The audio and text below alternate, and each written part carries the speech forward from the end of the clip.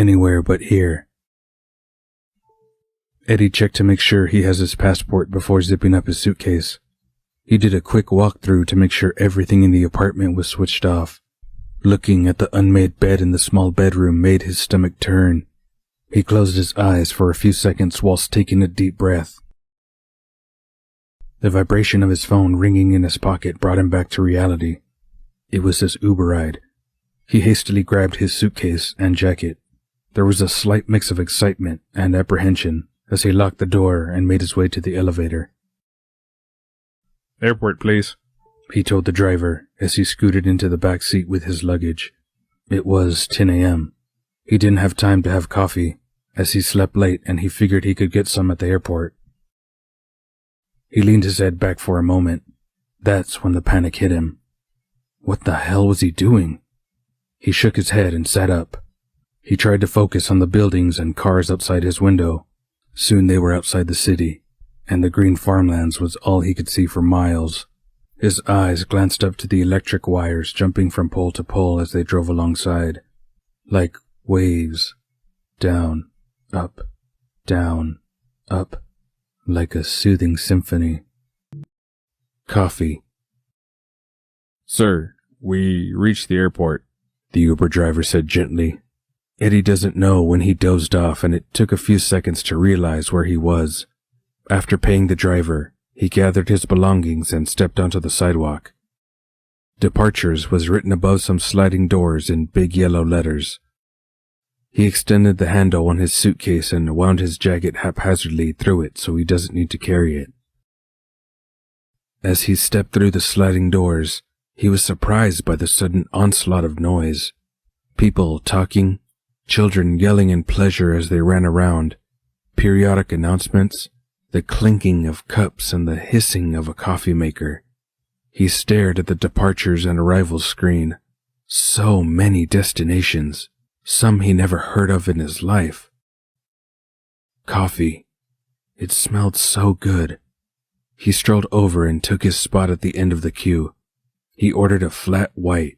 He gave his name and then moved over to the waiting area. He noticed a shorter Asian man around his age shifting from one foot to another, like he was in a hurry to go somewhere. He had round, black-rimmed glasses on, and his hair was all over the place. "Brett," one of the servers said after a while, holding up a cup. The guy stepped forward to take his order and moved over to the condiment table to add sugar. "Eddie," the server said. He stepped up to take his order. He doesn't drink sugar, so he turned to go and find a spot to sit and enjoy his first coffee for the day. Just then, the bespectacled man he now knows as called Brett returned to the counter. "This is not my order," he said. "It was supposed to be black coffee." Then Eddie noticed for the first time the cup he was holding was awfully dark looking for a flat white. He returned to the counter and held out the cup to Brett. "I think ours got mixed up," he said. Brett looked at him briefly, took the cup, and handed him the other one. He mumbled something as he turned and made his way back to the condiment table. Eddie shrugged his shoulders and made his way over to a small table near the viewing deck. Destination unknown. Eddie took a sip of his coffee and mumbled a contented, He took out his phone from his pocket and opened the Maps application. Time to decide where he will go. When he made up his mind to get away from his current life, he has also decided that he will go somewhere he has never been, somewhere he knows nothing about. He pinched the screen to zoom out so he can see almost the entire world on his phone screen. He closed his eyes, twirled his hand in the air a few times, and then plopped one finger down on the phone screen.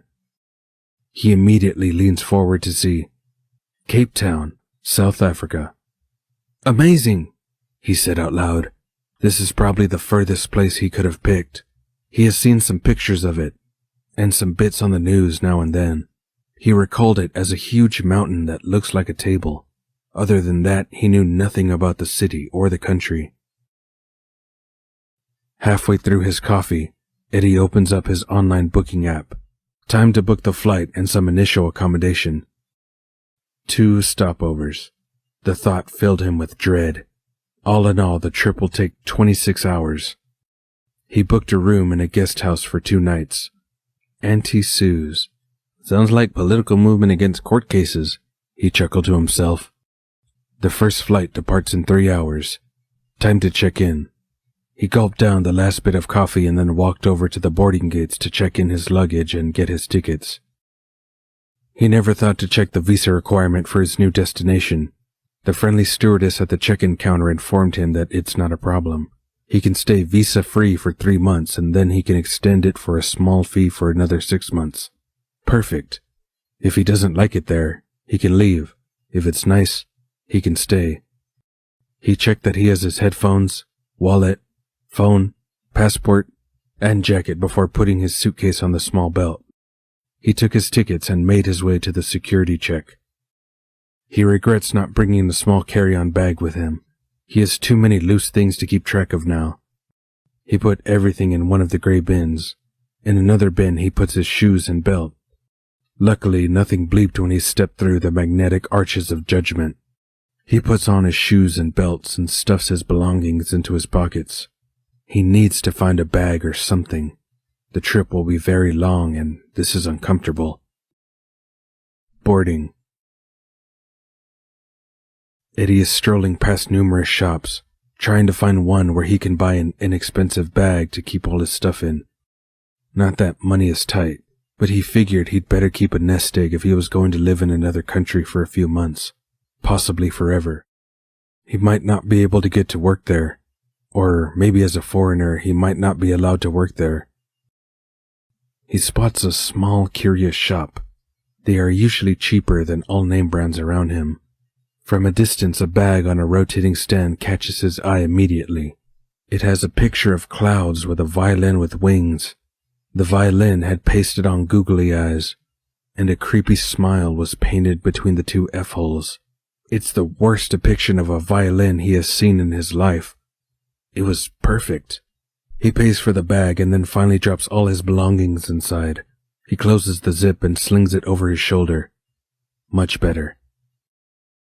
As he passes by a bookshop, he decides to get some reading material. 26 hours of travel is not a joke, and he hates flying. If there's nothing good to watch in flight, he could at least read something. His favorite is nonfiction, science, crime, useless facts. He strolls through the aisles until he reaches the reference section. The Big Book of Knowledge, a very thick purple book with a blue brain on the cover. He flips through the pages. The book has very detailed articles about every topic he could think of. It has only black and white illustrations throughout, but that's fine. He pays for the book and adds it to the contents of his sling bag. He takes out his passport with the tickets tucked inside to check his gate. A312. As he exits the bookshop, he looks around to see where he was. Signboards overhead showed the way to sections E and F, to the left and right, and all the others straight ahead. He starts walking, and walking, and walking. He never realized how big the airport is. He probably should have done less strolling, and made his way to the boarding gate sooner. He reaches the split for sections D and C, still straight. After what feels like forever, there's a split for section B. A is still ahead, up some escalators. He has to spend at least 30 minutes walking, and panic was starting to set in. He had no idea what the time was, and he couldn't afford to stop now and rummage in the bag for his phone. He almost runs up the escalator and finds himself in section A. The first gate he sees is A100. No way. At least now there are travelators available. He steps on and walks whilst it travels forward. It makes him feel like a superhero, traveling at the speed of light as the people and gates fly past him. Another travelator. And another. Gate A312. Finally. He reaches it as the last few people make their way through the gate. Out of breath, he hands his ticket and passport to the man at the gate. The man lifts one eyebrow and gives Eddie a stern look. "You are in seat G11, middle section on the right," the man says, as he hands back the ticket stub and passport. Eddie keeps it in his hand for now as he makes his way down the long alley to the plane doors. Memories. Brett was in a bad mood since he woke up. Today was the day for the dreaded trip. He tried to prepare himself mentally for this for the last 2 weeks, ever since his mother called and told him to come home. His father was ill, and she couldn't cope with running the family store and looking after him as well.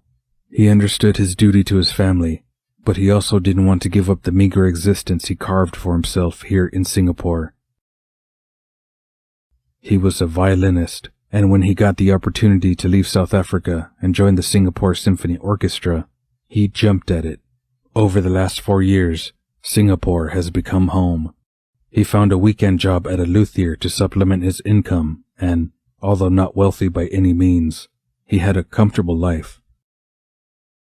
Similar to what he had growing up in South Africa, he never wanted for anything, but they didn't live an extravagant lifestyle either.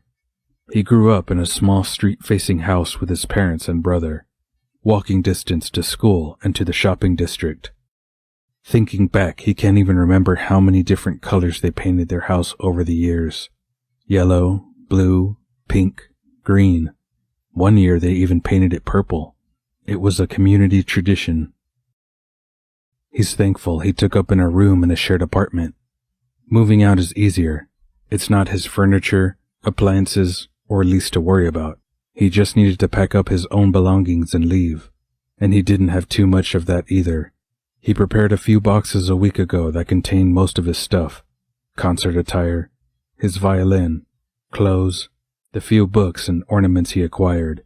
He dropped it off for shipping ahead of his flight. Now he has only a small suitcase and a backpack. He handed his key to the neighbor as all his flatmates left for work already, and made his way downstairs to catch a taxi to the airport. His mother didn't say what was wrong with his dad, just that she needs help around because it will take time for him to get better. A stroke? A heart attack? Strange how his mind always goes to the worst thing possible. If it was that bad, surely she would have said. He can't think of any occasion where his dad was sick growing up. He was always the strong one, looking after everyone. Brett eyed the taxi meter as they got near the airport and took money out of his wallet to pay. The taxi driver tried to make some small talk on the way, which Brett soon squashed by only giving a nod or a Most of the trip from then on was in silence. As the taxi pulled into the drop-off zone, he handed over the money, mumbled a quick, "Thanks," and stepped onto the pavement. The wrong coffee. Brett decided to check in his luggage and get his tickets first. Much easier to move around without the suitcase. His trip was paid by his mother, and that meant he got the cheapest flight possible, and 2 stopovers to look forward to. As he handed his passport and booking number to the stewardess, she tried to engage in conversation. "Going home? Were you here on holiday?" "Yep." "Nope." He took the tickets and his passport and put it in his backpack. He had about 3 hours to wait, so he decided to get some coffee before going through the boarding gates.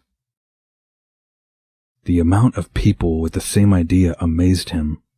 When it was his turn, he handed the money to the cashier as he said, "Americano, Brett with 2 teas. The cashier was briefly taken aback by his abrupt interaction, but handed him his receipt with a smile and then greeted the next customer. As Brett waited for his order, he felt more and more uncomfortable. So many people.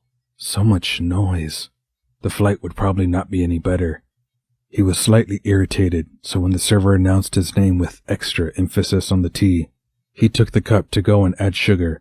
When he lifted the lid, he could see it's the wrong order. Seriously? How difficult could it be? How many Bretts were in the queue? "This is not my order," he said, as he returned to the counter. "It was supposed to be black coffee." A taller Asian guy walked over holding out a cup. He was saying something, but Brett's brain stopped working. What the hell? He swapped cups and mumbled, "Thanks," as he turned around quickly to get to the condiment table. Dude, what the hell? He thought to himself. You're not a teenager anymore. He put the lid back on his coffee and went to find a seat somewhere far away from that coffee shop. Up, up, and away. Brett took his headphones and phone out of his backpack and stored the bag in the overhead compartment. He stowed the phone and headphones in the seat pocket and sat down at the window seat, immediately buckling his seatbelt. The little monitor in front of him was showing a loop of the flight ahead. 7 hours. Then they reached Dubai. After an 8-hour stopover, it's off to Nairobi, another change of planes, and then the final flight to Cape Town. He looked out the window. He was almost in the middle of the wing, so he could see nothing on the ground. The sky looked gray and it started to rain lightly. The plane was already full, yet more people shuffled down the aisles and battled for overhead space before trampling over those already seated to take their places. The air hostesses started closing the overhead storage. He looked at the empty seat beside him. Maybe the person missed the flight. Maybe he would be lucky enough to have this piece of the plane all to himself. He leaned over to pull his phone and headphones from the seat pocket. Ouch! He yelled as he was bumped hard from the side, squishing him into the side of the plane. A body was leaning heavily on him. He could hear the person yell at someone. Watch what you're doing, man. The weight lifts off him. I'm so sorry, dude. Are you okay? He looks up. Oh no. The guy from the coffee shop. Hey, you are Brett, right? Eddie said with a grin. Our drinks got mixed up at the coffee shop, remember? I'm Eddie. Brett looked down at his phone. Yes, I remember. Don't worry about it. Wasn't your fault. He quickly put the headphones in his ears, leaning back and closing his eyes. Maybe if he just stays still like this, the flight will be over in no time. After a while, Brett hears the roaring of the engines as they start to ascend. It always makes his stomach uncomfortable when a plane takes off. Only once they reach altitude, and the engine roar quiets down, he finally relaxes. The plane will level out soon and all will be calm. Or so he thought. Ladies and gentlemen, this is your captain speaking. We will be entering some turbulence soon. Please remain seated with your seatbelt fastened. Brett removes the headphones and lets them fall on his lap. With wide eyes, he grips both armrests. What he didn't notice was that Eddie's arm was resting on the armrest to his right. Instead of gripping the armrest, he was digging his fingers into Eddie's arm. All up there, cowboy, Eddie says calmly. With his free hand, he firmly grips Brett's wrist to pull his hand off his arm. It will be fine, he says in a soothing voice. Brett looks at Eddie. You don't know that. People die in plane crashes all the time. Eddie snorted. No, they don't. Do you know that around 1 in 2,500 people die from choking on food every year? Only 1 in 2 million people die in a plane crash. Aviophobia is common, though. Nothing to be ashamed of. What is aviophobia? Brett asks. Oh, sorry. The fear of flying. Just then, Eddie realized he was still holding onto Brett's wrist. He lets go and notices a slight blush on Brett's cheeks. He smiles at Brett and continues. My brain is full of useless information. Go ahead. Ask me anything. Checkmate. Okay, let me pick something real difficult, Brett said. He's been testing Eddie's knowledge for the past hour, turbulence long forgotten. Why is it that no matter what color shampoo is, the foam is always white? Eddie giggled. That's easy. When the shampoo mixes with the water and foams up, it forms almost translucent thin surfaces. But because there's so many of these little surfaces scattering the light, it will always appear white. Brett stakes his head and smiles. Dang, I've never met anyone who knows so much about so much. They sit in silence for a few minutes until both catch the aroma of food. In the front of their section, the air hostesses started serving passengers. Both put their seats up and pulled down the trays from the seat in front. Chicken or beef? Eddie chooses chicken and Brett takes the beef. As they eat, Brett gets lost in his thoughts. He is amazed at how naturally the conversation flowed between him and Eddie. It usually takes him a long time to warm up to someone. The way they spent the first part of the flight talking about anything and everything felt, well, comfortable. You want to play some chess against me? Eddie asked after the trays are removed. I don't know how to play. What? Then I definitely have to teach you. They remove the hand controllers from the socket below their monitors and each navigate to the chess game. Eddie starts a new match between him and seat G12, where Brett is sitting. All the while he's explaining the different pieces and what they can do and cannot do. Eddie leans over slightly so he has access to Brett's monitor. This is you on the left. All your pieces are white. White moves first. You see the little ones in the front? They are your pawns. You can move them one step in any direction. Pick one, then it's my turn. Brett moves one from the middle area. He's really not that interested in chess, but there's 3 hours of flying left, and somehow he doesn't mind spending time with Eddie. They laugh together at the rookie mistakes, and Brett pouts profusely every time Eddie wins. Final match, Eddie says. You know the rules, so now on, no help from me. Eddie has the first turn. Brett is a bit nervous, like he has something to prove now. He tries to think ahead at what Eddie is planning so he can prepare his moves accordingly. One by one, their pieces leave the board, until there's only 3 on Brett's side and 5 for Eddie. Eddie makes a move that he immediately regrets, as Brett swiftly kicks the piece off the board. Brett inches his way closer to Eddie's king. Eddie tries to retreat, but it opens up a gap for Brett. He moves his queen in line with Eddie's king. Eddie moves his castle in between for cover. Brett moves his knight on the other side so the king is vulnerable again. Eddie stares at Brett for a few seconds. Then he presses the button showing he concedes. Brett won, and he's giggling like a little girl whilst kicking his legs in pleasure. Eddie holds out his hand to Brett. Well done. Brett grips his hand firmly with a smile, which quickly freezes. He did not expect the effect the physical touch would have on him. He blushes slightly as he pulls his hand away. He's thankful that it is dark in the cabin now.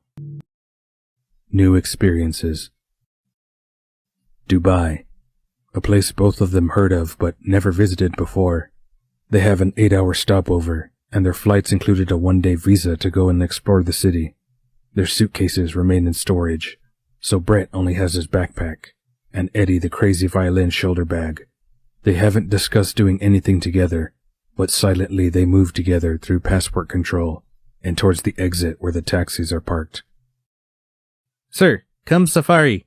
A short man wearing a red and white scarf tells them. Safari, sir. Good experience. 3 hours only. Brett and Eddie look at each other and nodded. Why not? It's something new to experience. And isn't that the whole point of traveling? They are shown to a big 4x4 parked in a long row of others. They get in the back seat. It's higher than the other seats, so they almost had a 360-degree view around the vehicle. Brett felt a bit uneasy as he looked around the vehicle.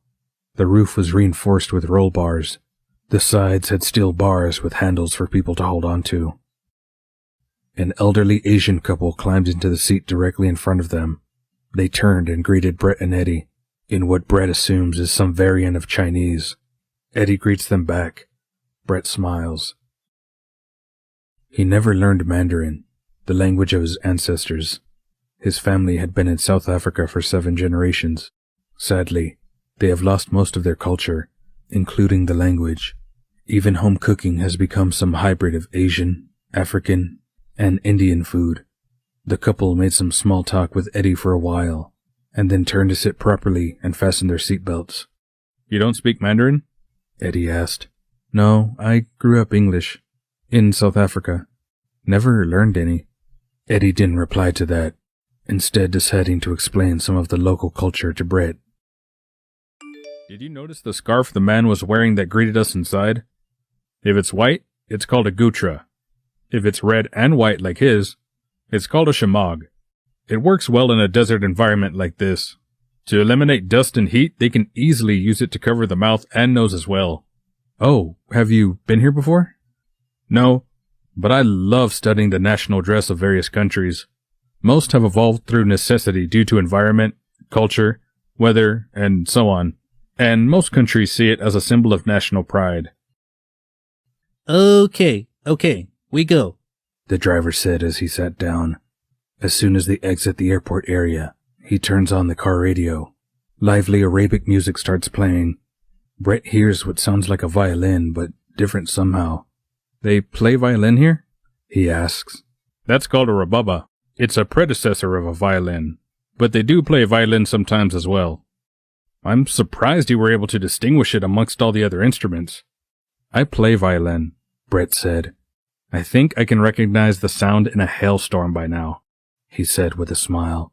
No way, Eddie exclaimed. Me too. Whilst the vehicle made its way away from the airport and towards the open desert, they discuss all things violin related. Both started learning at age 6. Both studied it at university. Both performed as part of orchestras. Brett kept going with orchestra work, whilst Eddie's career focused more on recording and sound editing. Amazing how two people who never met each other have so much in common. Are you going home for a visit? Eddie asked. I'm not quite sure. My dad is sick, and Mom asked me to come help out with the shop whilst he recovers. She didn't explain what's wrong, which is kinda odd, so I have no idea how long I will be here. I even had to give up my place in the orchestra. Guess they can't wait for me forever. Where are you from? And why are you going to South Africa? He asks Eddie. Originally born in Taiwan, my family moved to Australia when I was young. Later I moved on to live and work in Singapore, but I ended up living in Malaysia. The daily commute wasn't too bad, and it's much more affordable. Why South Africa? It's complicated. Wanted to start fresh, so I picked a random destination on a map. Brett thought it was a very brave thing to do. He's sure he would never be able to just pack up and go somewhere random like that. He smiled at Eddie and then looked out the window. Nothing but small sand dunes. Safari in the sand. After driving for a while with only desert on either side of the road, they approached a convoy of similar 4x4 vehicles parked on the side of the road. The driver parked and hopped out with a small device in his hand. He walked from wheel to wheel and let the air out with the device, which had a little meter on it. After finishing, he got back in the car and started talking on his hands-free. Slowly, they started moving off the road into the sand. The front vehicle moves ahead, leaving a gap. Then the next one starts, leaving a gap, and so on. Together, they form a long train of 4x4 vehicles, snaking their way through the sand and up and down some small dunes. This is nice, Brett says. I expected bigger dunes, but this is fine. The driver glances briefly at him in the rearview mirror as they pass slowly over one more small dune. Suddenly in front of them, it looked like a different planet. Huge dunes and deep valleys as far as they could see. And then the real safari begins. The driver speeds up, approaching the first dune at an angle and high speed. At the crescent, he turns the steering wheel, and the vehicle slides down the other side sideways, dangerously close to rolling over. They are sliding down on the side Brett is sitting on. He screams and grabs for something to hold on to, which happened to be Eddie's leg. Near the bottom of the dune, the driver turns the steering again, and the car leans over to the other side, sand flying over the car like a curtain. I can't do this. We are going to die, Brett yells. He closes his eyes and grips the handle near the roof with both hands to steady himself. Eddie, on the other hand, enjoyed every moment. He laughed and cheered and occasionally urged the driver to go faster. After what seemed like forever to Brett, the vehicle slows down. He slowly opens his eyes. He can see all the other vehicles parked haphazardly all around. We stop here a bit, the driver says. Sun going down, you take photos. Brett almost falls out of the 4x4. His knees are wobbly after the scary ordeal. He takes one more step forward and his foot sinks into the sand up to his knee. He sits down to take his shoes off. They are now filled with sand anyway. He shakes out his shoes and socks, tucks the socks inside one shoe, and tries to get up. No luck. The sand is so smooth that he can't get any grip. Here, Eddie says, as he holds out a hand to help Brett up. Brett is still not stable on his feet, but he manages to shake all the sand off his bum before trying to walk to the edge of the dune they parked on. Eddie is sure he has never seen anything so amazing in his life. As far as he could see, the dunes lay like waves in front of them, The setting sun colored them gold and pink and blue. He takes a few photos, and then he notices Brett disappeared. As he looks around, he sees Brett leaning against the 4x4 with his head against the car, and his hands hanging by his sides, his shoes lying in the sand nearby.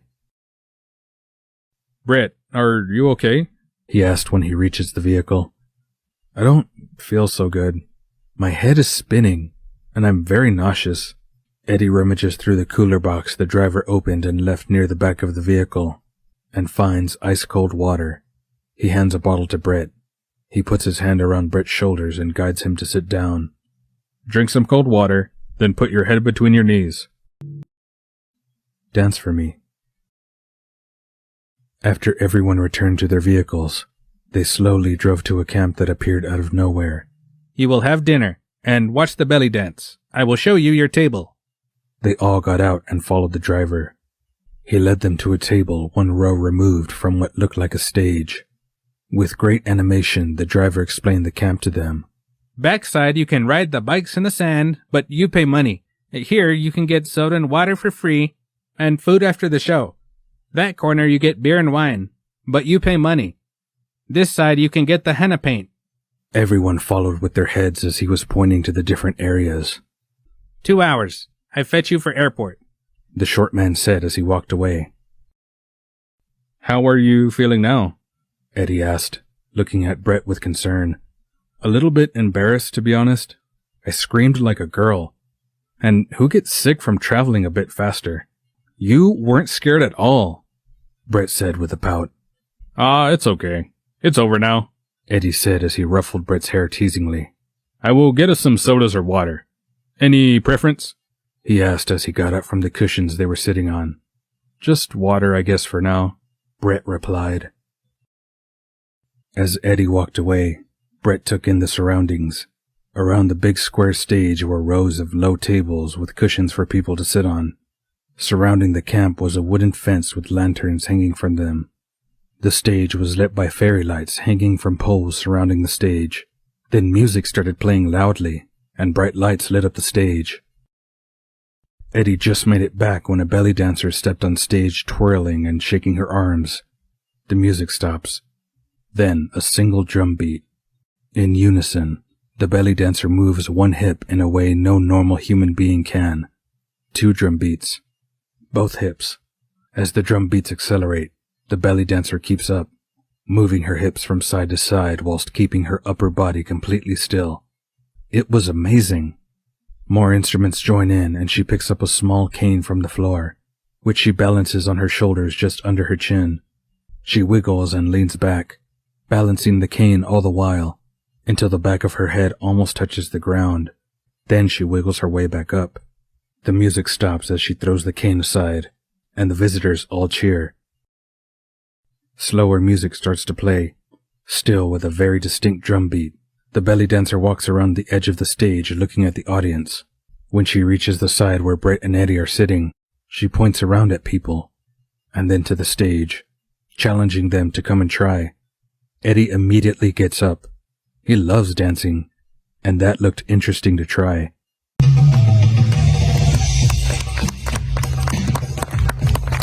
Once on stage, she takes him by the hand and leads him to the center of the stage. They stand facing each other. Then she wiggles her hips and points to Eddie.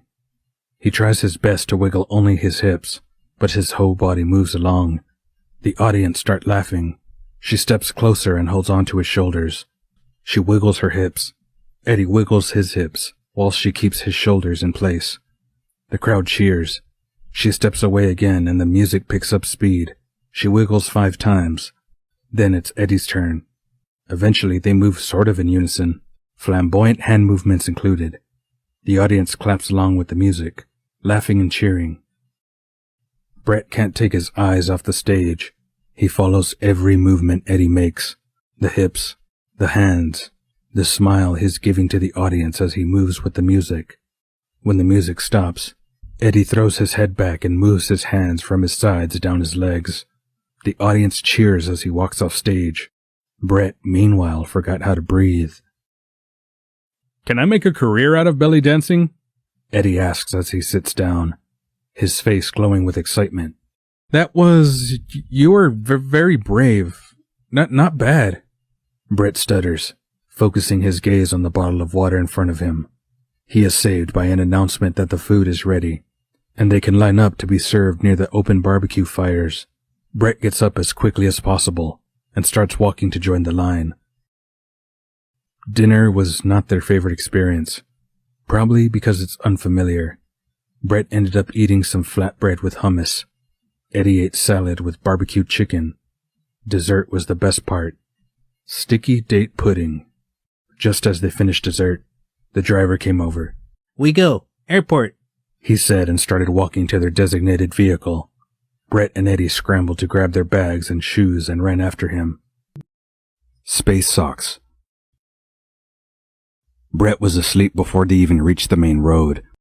The soft rocking from moving through the uneven sand, along with the adventures and trauma of the day, overwhelmed his will to stay awake. He was bobbing along with every bump, so Eddie gently pulled him closer so his head can rest on his shoulder. Eddie felt quite tired as well. Once they reached the main road, he stared out the window at the streetlights as they go past. He can just see the top of Brett's head reflected in the window. He can hardly believe they only met that morning. They sure packed a lot of experiences into a single day. When they reach the airport, he gently shakes Brett's shoulder and helps him to sit up. Brett rubs his eyes and yawns whilst he stretches out his arms above his head. "I'm so tired," he says. I know, me too. Once we board, we can sleep a bit, Eddie says as they step out of the vehicle. The minute his feet touched the ground, he felt the yucky sand that remained in his shoes. He can feel it between his toes as he wiggles them. Dude, we need to find a bathroom with showers as soon as possible. I have to wash my feet. I don't think I can travel another 11 hours with sand between my toes, he says, pulling a face. I agree, Brett says. I have a plan to get the shoes clean as well, he added. They inquire from a security guard about showers once inside. Once there, Brett holds out his hand to Eddie. Give me your shoes. Eddie takes them off, hopping on one leg at a time. Brett walks over to the sink. He places the shoes on the counter and takes handfuls of paper towel from the roll on the wall. He shakes the shoes over the sink. Then he takes out the laces. He wets some paper towels and wipes out the inside of each shoe. He repeats the process. Then he takes each shoe and holds it under the hand dryer one at a time. He hands the shoes and laces to Eddie. There you go. Now go wash your feet before putting them on. I can't rescue your socks, but I brought some change of clothes in case. I will give you a pair of mine. He opens the backpack and digs around. He hands Eddie a pair of socks with a pattern of small planets on them. Space socks? Eddie chuckles. Brett pulls a face at him and says, They reminded me of the planets, by Holst. Eddie giggles as he walks to one of the showers. Brett cleans his own shoes and then decides to take a full shower, as he already has spare clothes anyway, and they will not have this opportunity again. After cleaning his feet, Eddie sits down on the bench inside the cubicle and winds the laces back into his shoes. He puts on the space socks and the shoes. He wiggles his toes. Perfect. It's like they were never near any sand. He steps out to wait for Brett. When he spots his reflection in the mirror, he was in shock. His face was streaked from the dust and sand, and his hair was a mess. He grabs some paper towels, rinses his face, and dries it. He wets his hands and tries to get his hair to lie down. Not very successfully. He curses himself that he didn't even pack basics for the flight, like a toothbrush or a comb. Just then, Brett appears next to him. He is wearing a black denim and a bright red t-shirt with a picture of Sibelius on the front, one of Eddie's favorite composers. Eddie catches a hint of coconut when Brett walks past him to the hand dryer. Brett adjusts the nozzle and proceeds to dry his hair. It's an awkward position to stand in, and balancing himself with one hand against the wall makes drying the hair with one hand very slow. Let me help, Eddie says. You hold on to the wall, he said without waiting for a response. He positions himself behind Brett and gently moves his fingers through his hair as he guides his head from side to side. Once it feels nearly dry, he steps away. There you go. Brett takes a few minutes to recover before getting up and moving to the mirror to comb his hair. He can see the red on his cheeks, almost matching his t-shirt. He quickly splashes cold water over his face and then brushes his teeth. Okay, let's catch a flight, he says as he puts the last things in his backpack and turns around to face Eddie.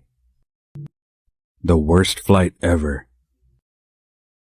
After hanging around a coffee shop for 2 hours, half asleep, it was finally time to board. The flight to Nairobi was only 4 hours, but sleeping for even 1 hour would be welcome now. They changed seats whilst checking in. Neither discussed it. Eddie did it. Brett didn't object.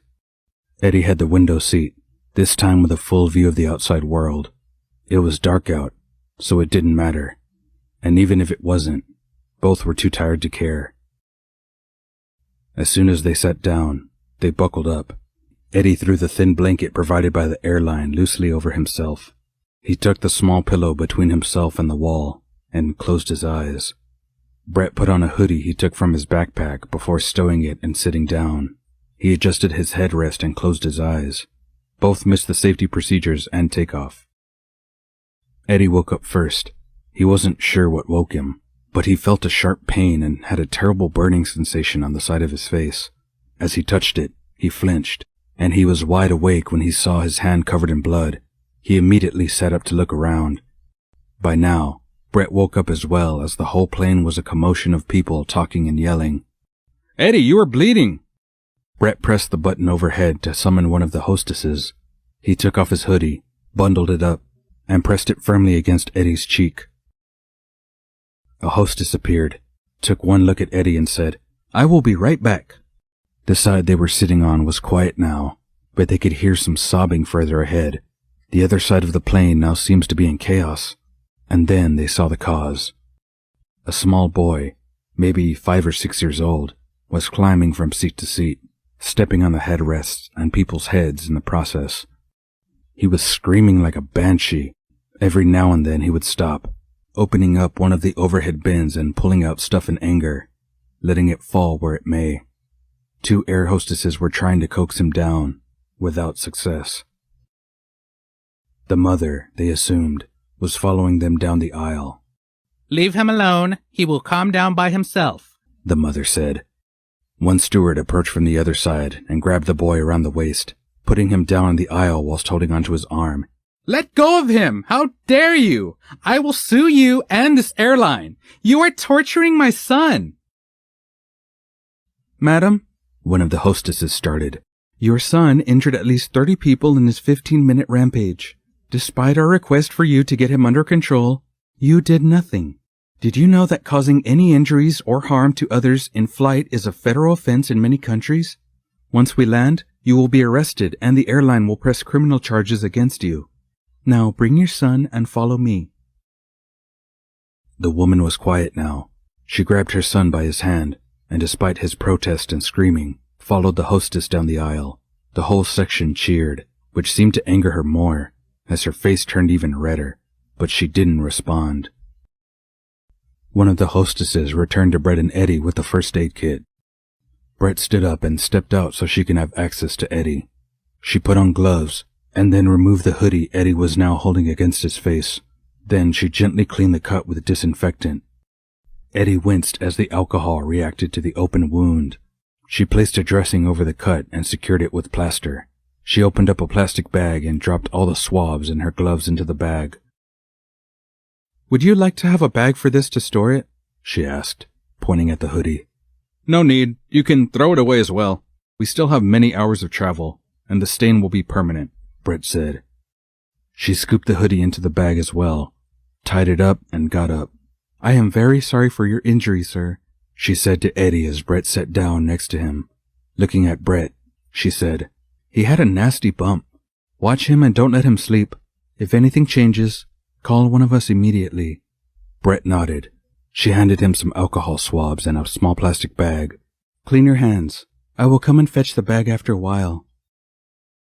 Sorry about your hoodie, Eddie said. You shouldn't have done that. "Dude, you were bleeding. It's only clothes. Don't think of it again," Brett replied. He made sure Eddie cleaned his hands properly by holding both and turning them to check. He closes up the bag and places it to the floor by his feet. How are you feeling? Do you need anything to drink? Eddie puts his head back and stares out the window for a while. With a shiver in his voice, he says, Some tea would be nice, I guess. Brett presses the overhead button, and when a hostess arrives, he asks sweetly if it's possible to have 2 cups of tea. He also hands her the bag stowed by his feet. She smiled and nodded. Of course, it will help settle the nerves. When Brett looks at Eddie again, he can see his shoulders jerking up and down, and he covered the side of his face facing Brett with one hand. Brett immediately pushes the armrest, separating them out of the way, and scoots over. Eddie, dude, you okay? He asks as he pulls the hand out of the way. Tears are rolling down Eddie's cheek. Hey, it will be okay, he says as he gently puts one hand on Eddie's leg. I don't even know why I'm crying. It's so stupid. Yet I can't stop it, Eddie says with an embarrassed smile. Hey, look at me, Brett says. You had a traumatic experience. The shock is only now reaching your brain. It's a lot for anyone to handle. You will feel better soon. I promise. Eddie wiped the tears away with the back of his hand as the hostess returns with 2 cups of steaming tea, some sugar packets, and milk pods. They spend the rest of the flight sipping tea and talking about the places they grew up, the differences in the schooling systems and university. They discover they both hate mushrooms. Eddie hates durian. Brett doesn't know what it is, so Eddie explained. They were still talking when the captain announced that they would be landing soon. The best flight ever. At Nairobi Airport, they had only 40 minutes to swap planes. Their luggage would be transferred automatically. When Eddie reached the front of the queue at check-in, the ground personnel asked him to step aside and wait for their supervisor. He looked at Brett with concern, as Brett steps out of line to see what's going on. Mr. Chen? A young woman in a colorful dress asks. That's me, Eddie answers. Sir, due to the trauma you experienced coming in from Dubai, the airline has decided to upgrade you to a first-class cabin. Both looked at each other in surprise. But, Eddie started. We are traveling together. The lady smiled and said, That's not a problem, sir. The cabin is equipped for 2. I will inform the ground crew to change your partner seating as well. Oh, no, it's not like that, Brett said quickly. We're just friends, Eddie added. They received brand new tickets and had a separate boarding ramp, complete with a red carpet. The cabin was amazing to say the least. There were 2 plush leather seats with silk cushions, separated with a retractable divider. Eddie sat down and started pressing buttons on the controls in his seat. A minibar opened, stocked with a variety of drinks. He closed it again. Some buttons controlled the lighting. He dimmed them just enough to see things around him. The seat buttons were amazing. One lifted up the footrest so his legs were straight. Another started a built-in massager. The last button transformed the seat into a full flat bed. He raised the seat back to its initial position just as a hostess walks in. She handed each of them a menu. I will return after a while to take your order, she said softly. Wow, Brett sighed as they started to look at the menu. As they never had proper dinner, they skipped the breakfast menu and went straight to the a la carte options.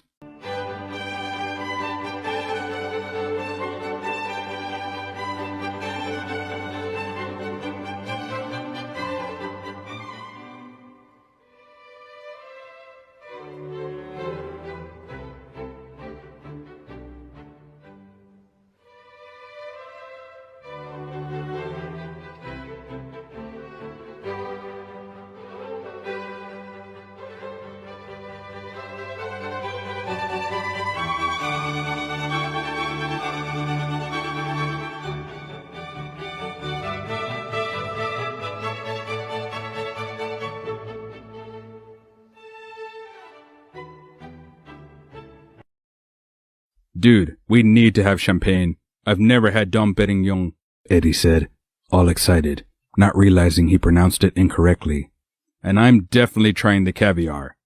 And the tenderloin. And the orange tart. And chocolates, he continued. Brett laughed. Where will you store all of that? I'm too tired to eat that much. I think I'll just have some salad and the lamb pie. But I will join you in having champagne. Landing this cabin is definitely something to celebrate. When the hostess returned, she took their orders. "First time in first class?" she asked. Is it that obvious? Eddie asked with a slightly shy smile. "Not at all, sir. Just wanted to explain everything in case you were unfamiliar. In front of your seat is a table. All food will be served there. To the right is a door. That's your private shower and bathroom. You will find everything you need inside." The two looked at each other in amazement. Nobody will believe them even if they try to describe all this. As soon as the hostess left, Eddie jumped up to inspect the bathroom. There was a toilet, bidet, sink, and shower. Under the sink was a tray he pulled out. It had 2 robes, 2 sets of slippers, 2 sets of toiletries, which had shampoo, toothpaste, toothbrush, razor, soap, comb, cream, and other stuff he knew nothing about. He returned to his seat and explained it all to Brett with excitement. Just then the hostess returned with their champagne. "We will serve the food just after takeoff. If you could, please fasten your seatbelts until then." They each put the champagne down carefully, fastened their seatbelts, and picked the glasses up again. To adventure and new friends, Eddie said as he raised his glass for a toast. Brett clinked his glass against Eddie's. Cheers. Brett wasn't sure fizzy alcohol was a good idea combined with how tired he was, but this was a special occasion. The sun started to come up through the windows on Eddie's side of the cabin as they started the takeoff. Ladies and gentlemen, welcome on board Flight 316 to Cape Town. Once the plane is airborne, I urge you to look out the window to the east, which is on your left, where you will be able to see Mount Kilimanjaro, the highest mountain in Africa. Enjoy your flight. And they were not disappointed. Both had a window to look out of. It peeked through the clouds and seemed to have snow-covered peaks. They went to sit at the table in anticipation of the food arriving. Once everything was laid out, Eddie realized Brett was right. There's no way he could eat all this. He took the long, thin spoon and scooped up some caviar to taste. It was strange, almost like tiny tapioca balls, but salty and extremely fishy. He found something he hates more than durian and mushrooms.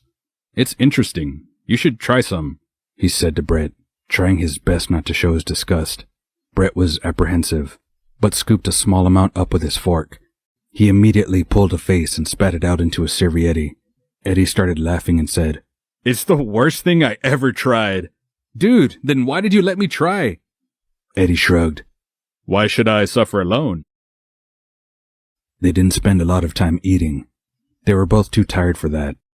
Eddie stored the chocolates carefully in his bag for later. Then they pressed the service bell. The hostess appeared almost instantly. "Would you like me to turn down the beds for you?" she asked. Both nodded. Swiftly she turned both chairs into beds and covered it in sheets stowed in a small cabinet in the console between them. She added big fluffy pillows to each, as well as a comfy duvet. She removed all the crockery onto a trolley. "I will wake you 1 hour before we land," she said, as she closed the door leading to the corridor. Brett and Eddie took off their shoes and hardly settled into the beds when they were fast asleep. Awkward. Eddie woke up before the stewardess came around for the morning call. He decided to avail the showering facilities before Brett gets up. He didn't have a change of clothes, but being so showered with clean hair already went a long way, and he could finally brush his teeth. It felt all fuzzy when he ran his tongue over them. He probably should have done it before sleeping, but they were just too tired. He took off his shirt and rolled up his pants legs to just under the knees. He lowered the shower head and bent over so he could wash his hair. Almost instantly, he felt a sharp pain on his cheek. He completely forgot about the cut, and the dressing is now soaked. He quickly washes his hair and himself with a small hand towel as best he could. After putting on his t-shirt and rolling down his pants, he brushes his teeth and does a so-so shave. Finally, he rubs his hair dryer and then combs it for the first time in more than a day. He looks almost decent, if he must say so himself. He turns his face to look at the scar and carefully removes the wet dressing. It started to form a scab, so he decided to leave it uncovered to heal further. As Brett slowly opened his eyes, it took a while to remember where he was. The bed was so comfortable. and the duvet and pillow oh so soft. He didn't want to get up at all. He stretched himself like a cat, yawning, and then slowly sits up. Behind the closed window blinds, he can see the sun is now truly up. It is summer in South Africa, so no doubt the sun would be blazing hot. He is surprised when Eddie steps out the bathroom, as he thought he was still sleeping, judging by the shape of the duvet on the other bed. Good morning, Eddie said softly. Slept well? I think it's one of the best I've ever had, to be honest. I want to take this whole seat contraption thing home with me. Brett chuckled. I thought to get cleaned up whilst you were still sleeping. I feel like a new person. And look, the scar already started to heal, he said as he turned to the side of his face for Brett to see. Come closer? Can't see, Brett said as he reached for his glasses on the center console. Oh yes, I think it will heal quite well, he said as he held onto Eddie's cheek to turn his face from side to side and get a better look. I think I will go clean up as well, he said, taking his backpack and toddling off to the bathroom. Do you think you can order us some coffee? Good idea. I'm on it, Eddie said as he presses the service button. Brett is greeted by the smell of fresh ground coffee as he steps out of the bathroom. He plonks his backpack near the chair on his side. The hostess already took all the bedding away and put the seats in upright position. He takes the chair opposite Eddie and prepares himself a cup from the big pot in the tray. He has something to ask Eddie, but he's not sure how to start. He adds sugar and stirs the coffee around and around, lost in his thoughts. Dude, you're gonna stir a hole into the cup, Eddie grinned. What's on your mind? You seem far, far away. Don't know. Just stuff. Where are you staying in Cape Town? That's a good start, he thinks. Oh, I forgot the name already. Wait. He flips through his phone until he finds the confirmation email. Auntie Sue's, number 17 Whale Street. Brett looked at him in surprise. Interesting, he says. What do you mean? You know this place? Yes, I've passed by it a few times, Brett said with a smile. I feel awkward asking, but you are literally the only person I know in South Africa. Do you think I can have your phone number? You know, for emergencies and stuff, Eddie says, staring into his cup. Brett didn't know what to make of that. He didn't want to be just an emergency contact for Eddie. The air hostess came to tell them that they will be landing soon, so seatbelts on. Both stared out the window as the plane made a wide turn to approach the airport. The view of Table Mountain was breathtaking. Eddie saw pictures before, but it doesn't compare at all to this. This could be a very nice place to live after all. Welcome to Cape Town. As Brett and Eddie got to customs, they knew that this was where they parted ways, as citizens had a separate queue. Eddie held his hand out to Brett. It was amazing to meet you, Brett. I hope our paths cross again. Brett shook his hand, smiling. I'm sure we will. The moment felt awkward, so they both stared down their aisles, not looking back. When Eddie got to the arrivals waiting area, he scoured the crowd for his pickup. He spots an elderly man holding a sign saying, "Welcome to Cape Town, Mr. E. Chen." He makes his way over. Hi, I'm Eddie Chen. You can call me Eddie. The man's face lit up, like he saw a long-lost relative. "Welcome, welcome," he says, as he grips one of Eddie's hands with both his, shaking it up and down. Eddie can't help but smile at the warm greeting.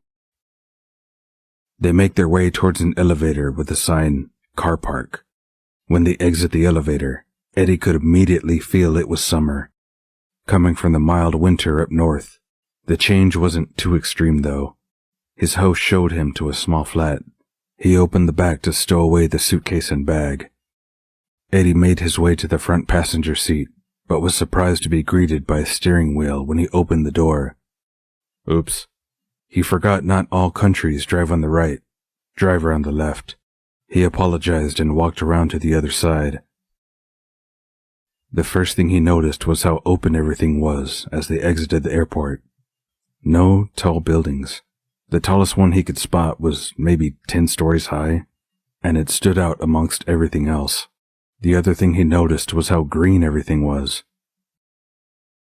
"My name is Johann," the man said. "You hand?" Eddie tried. No, the man laughed. "It's easy, just break it up. Yo, same as so, and Han, as in honey without the E." "Johann," Eddie said slowly. "Got it. First time in South Africa?" Johann asks. "Yes. I've never been anywhere in Africa.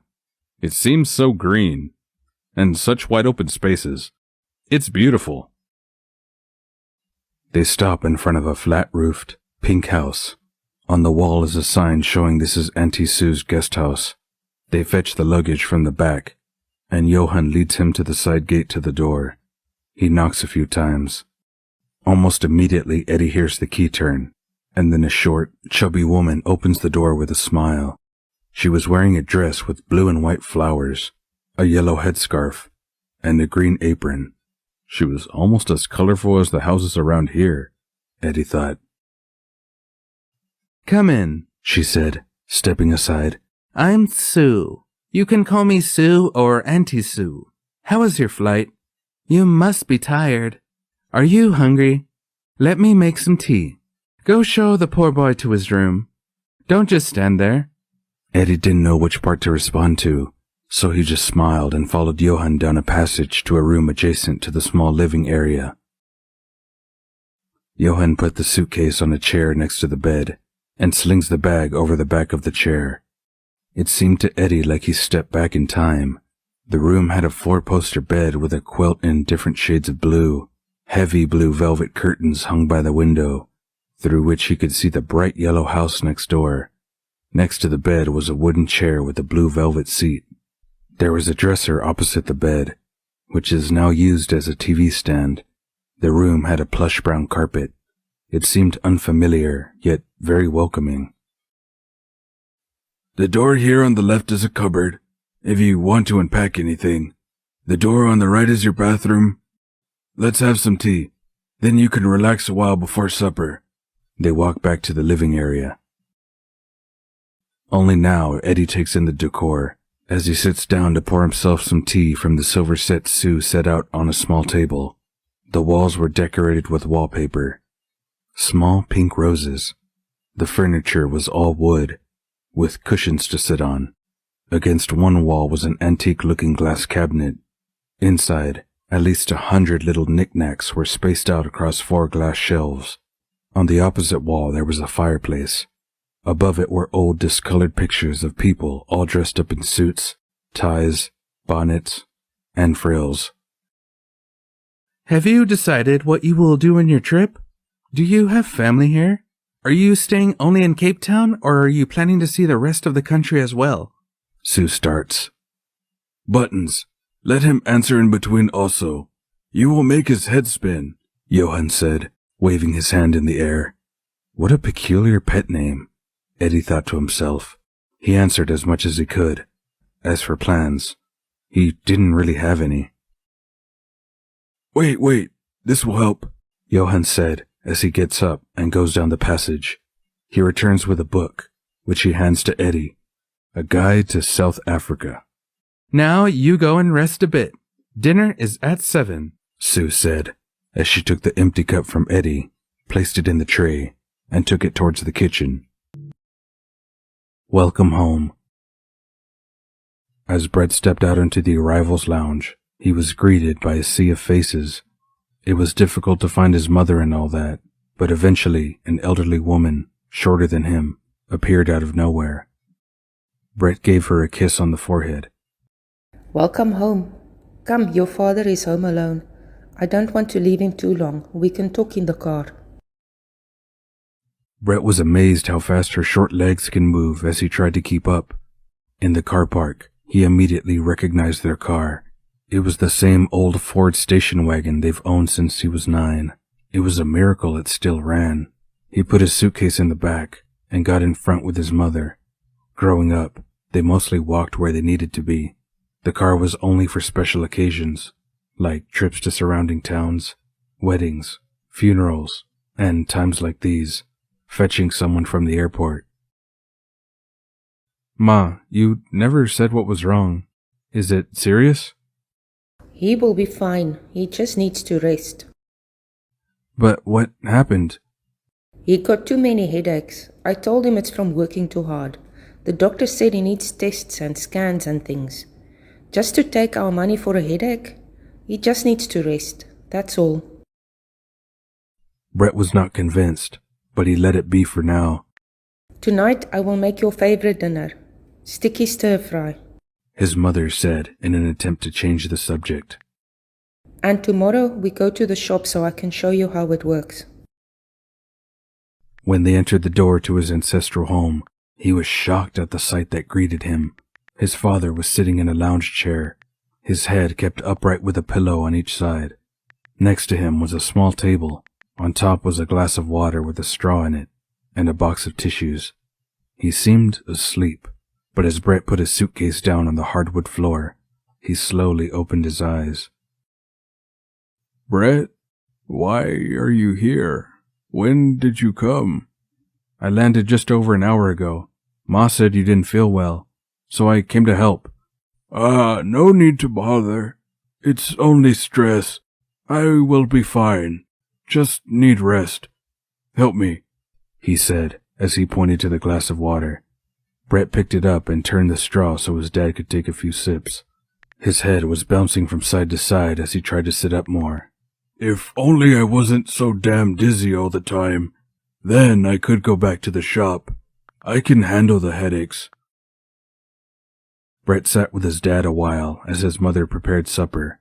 His dad explained that the headache started about 6 months ago, but recently he started to feel dizzy for no reason. Sitting on a chair, he would suddenly feel like he's falling to one side. Even lying in bed did not guarantee his head would behave. That's when they went to see a doctor, who recommended many tests, including a brain scan. He refused, as he's convinced they just wanted to take the little bit of money he had. He will be fine after some rest. After dinner, his parents retired for the night. Brett had a lot to think of, and it was confusing him. How would he convince his dad to go for proper diagnosis? He could offer to pay for some of it, but he wasn't really rolling in money. He needed to clear his head. He knew exactly where to go. Comfort. Eddie took a long, hot bath once he was alone in his room. There were all kinds of small bottles placed on the rim, and he smelled them all one by one before pouring some fruity one in the bath for bubbles. He dipped his head under the water and washed his hair. Then he just lay there, enjoying the warm comfort, until he felt like a raisin. He put on clean clothes, tracksuit pants, and a loose t-shirt. He unpacked the clean clothes from his suitcase into the cupboard, put the dirty clothes in the suitcase, and put it in the bottom of the cupboard. He looked at the time on his phone. Almost 7. He slipped on some sandals. As soon as he opened his door, he could smell the most amazing aromas. He didn't even realize he was hungry until now. Sue prepared a traditional beef stew and yellow rice. Eddie devoured it. There's nothing like home-cooked food. He just put down his fork when Sue got up and went to the kitchen.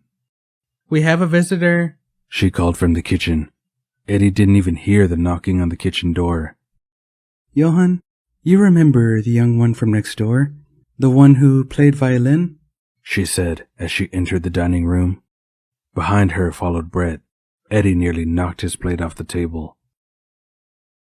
"Good evening. I didn't mean to disturb dinner. I just wanted to come and see how Eddie is settling in. We met on the flight over here," Brett explained. No bother, we just finished. Will you stay for some tea? Johan asked. Actually, Eddie, I was wondering if you want to come for a walk. I can show you around a bit. Excellent idea. Wait, I got your keys. I forgot to give it to you earlier, Sue said. Okay, shoes. Eddie stuttered as he rushed to his room. He returned a few minutes later with his phone in his hand. As they stepped into the street, Eddie was amazed it wasn't dark yet. as it was almost 9 p.m. You have some explaining to do. Why didn't you tell me you lived next door? Well, then I wouldn't have had the joy of seeing your surprise just now. Not fair. They strolled down the street slowly as the street lights started to light up one by one. Some kids were playing football in an empty plot, kicking up dust and shrieking in joy. They passed some uncles playing cards at a small table on the sidewalk. Further down, some aunties were sitting on the front steps of a bright blue house, talking. When they reached the bottom of the street, Eddie could see numerous little cafes in front of them. Coffee? Brett asked. Eddie nodded as they crossed the street. They went to sit at a table a bit further away from the other noisy patrons. The table had only 2 chairs. A candle was flickering in a glass. Other than that, the area was only lit up by the street lamps on either side of the street. How was your father doing? Eddie asks. Brett leans back in his chair and puts his hands behind his head. I'm worried, to be honest. He's not himself. He can hardly sit upright in a chair. He leans forward, resting his head in one hand. I need to find a way to get him to see a specialist. They are both against it, though. Did they say why? Eddie asks with concern. Brett circled the rim of his coffee cup with one finger and said, It's not really any rational reason. Dad believes the doctors just want to take his money for something that's not that serious. But I'm concerned. He is not himself. Don't know how to put it. Like he's not all there. Not alert. Not reasoning like he used to. Dude, that's sad. I don't know how to help, but you can always talk if you need to. And I guess, since you happen to be my neighbor for a few days, it should be easy.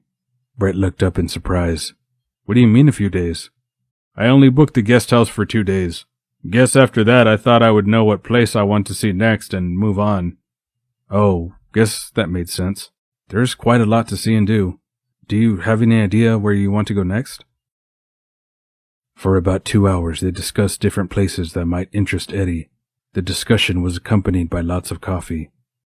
Brett knew it was a mistake, as tomorrow would be the first day at the shop, and it could be very tiring. At around 11 p.m., he decided it's best to get some sleep. I will have to go and get some rest. Tomorrow is the first day in the shop. Eddie nodded as they got up and started their way back. Brett pointed to the left, down the street. I never actually showed you around. Down that side, 2 blocks, you turn right. After around 5 minutes of walking, you will find Green Market Square.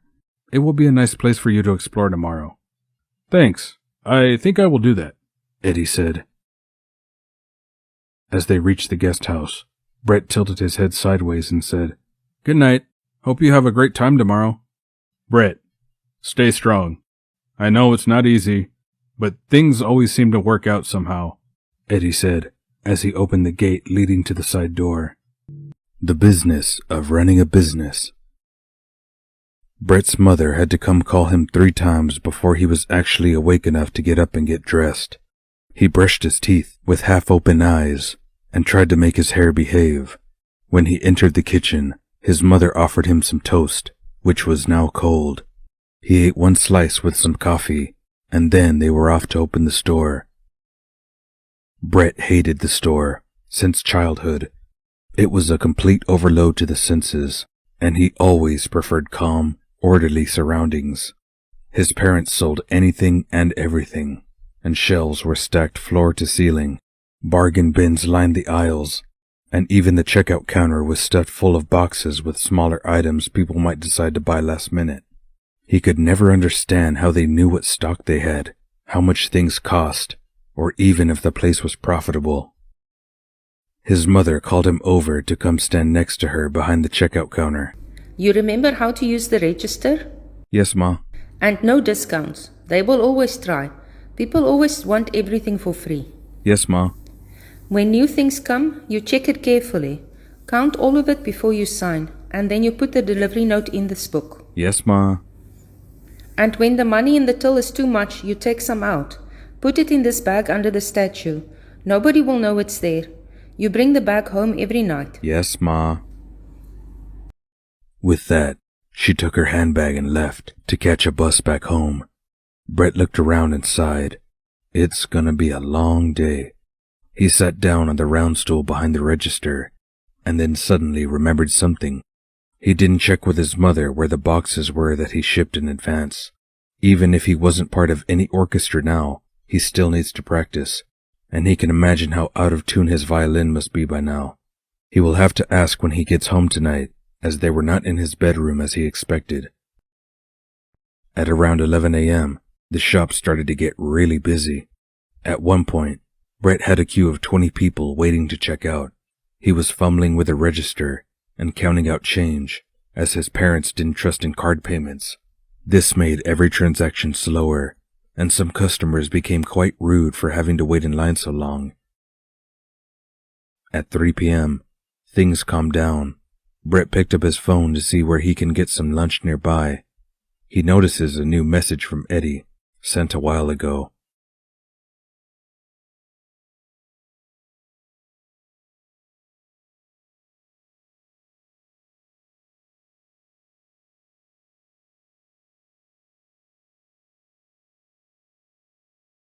He wasn't really busy now, but he was starving, and he didn't know when the next rush would happen. He called a place a few shops away after consulting Uncle Google. He ordered a burger and chips, and a strawberry milkshake. Just as he finished the call, a customer stepped up to pay for their goods. This one, how much? The customer asked, holding up a pencil case with Naruto printed on it. 7. Brett replied. I give you 5. I wanted a Hulk, but you didn't have, so now I take this yellow guy. Brett was not impressed. Who doesn't know about Naruto? It's 7. If it's not what you want, then don't buy it. The customer glared at him, pulled some money from his pocket, paid, and glared once more before taking his change and leaving. Brett knew he ordered too much for lunch as he could finish half of it. He felt so full, and the lack of sleep made it very difficult to get through the last few hours. He couldn't keep his eyes open. If it wasn't so busy, he would probably fall asleep right there at the counter. At 5 p.m., he turned the open sign around so it shows closed, and he locked the front door. He lowered the steel shutters in front of the windows, then proceeds to empty the register.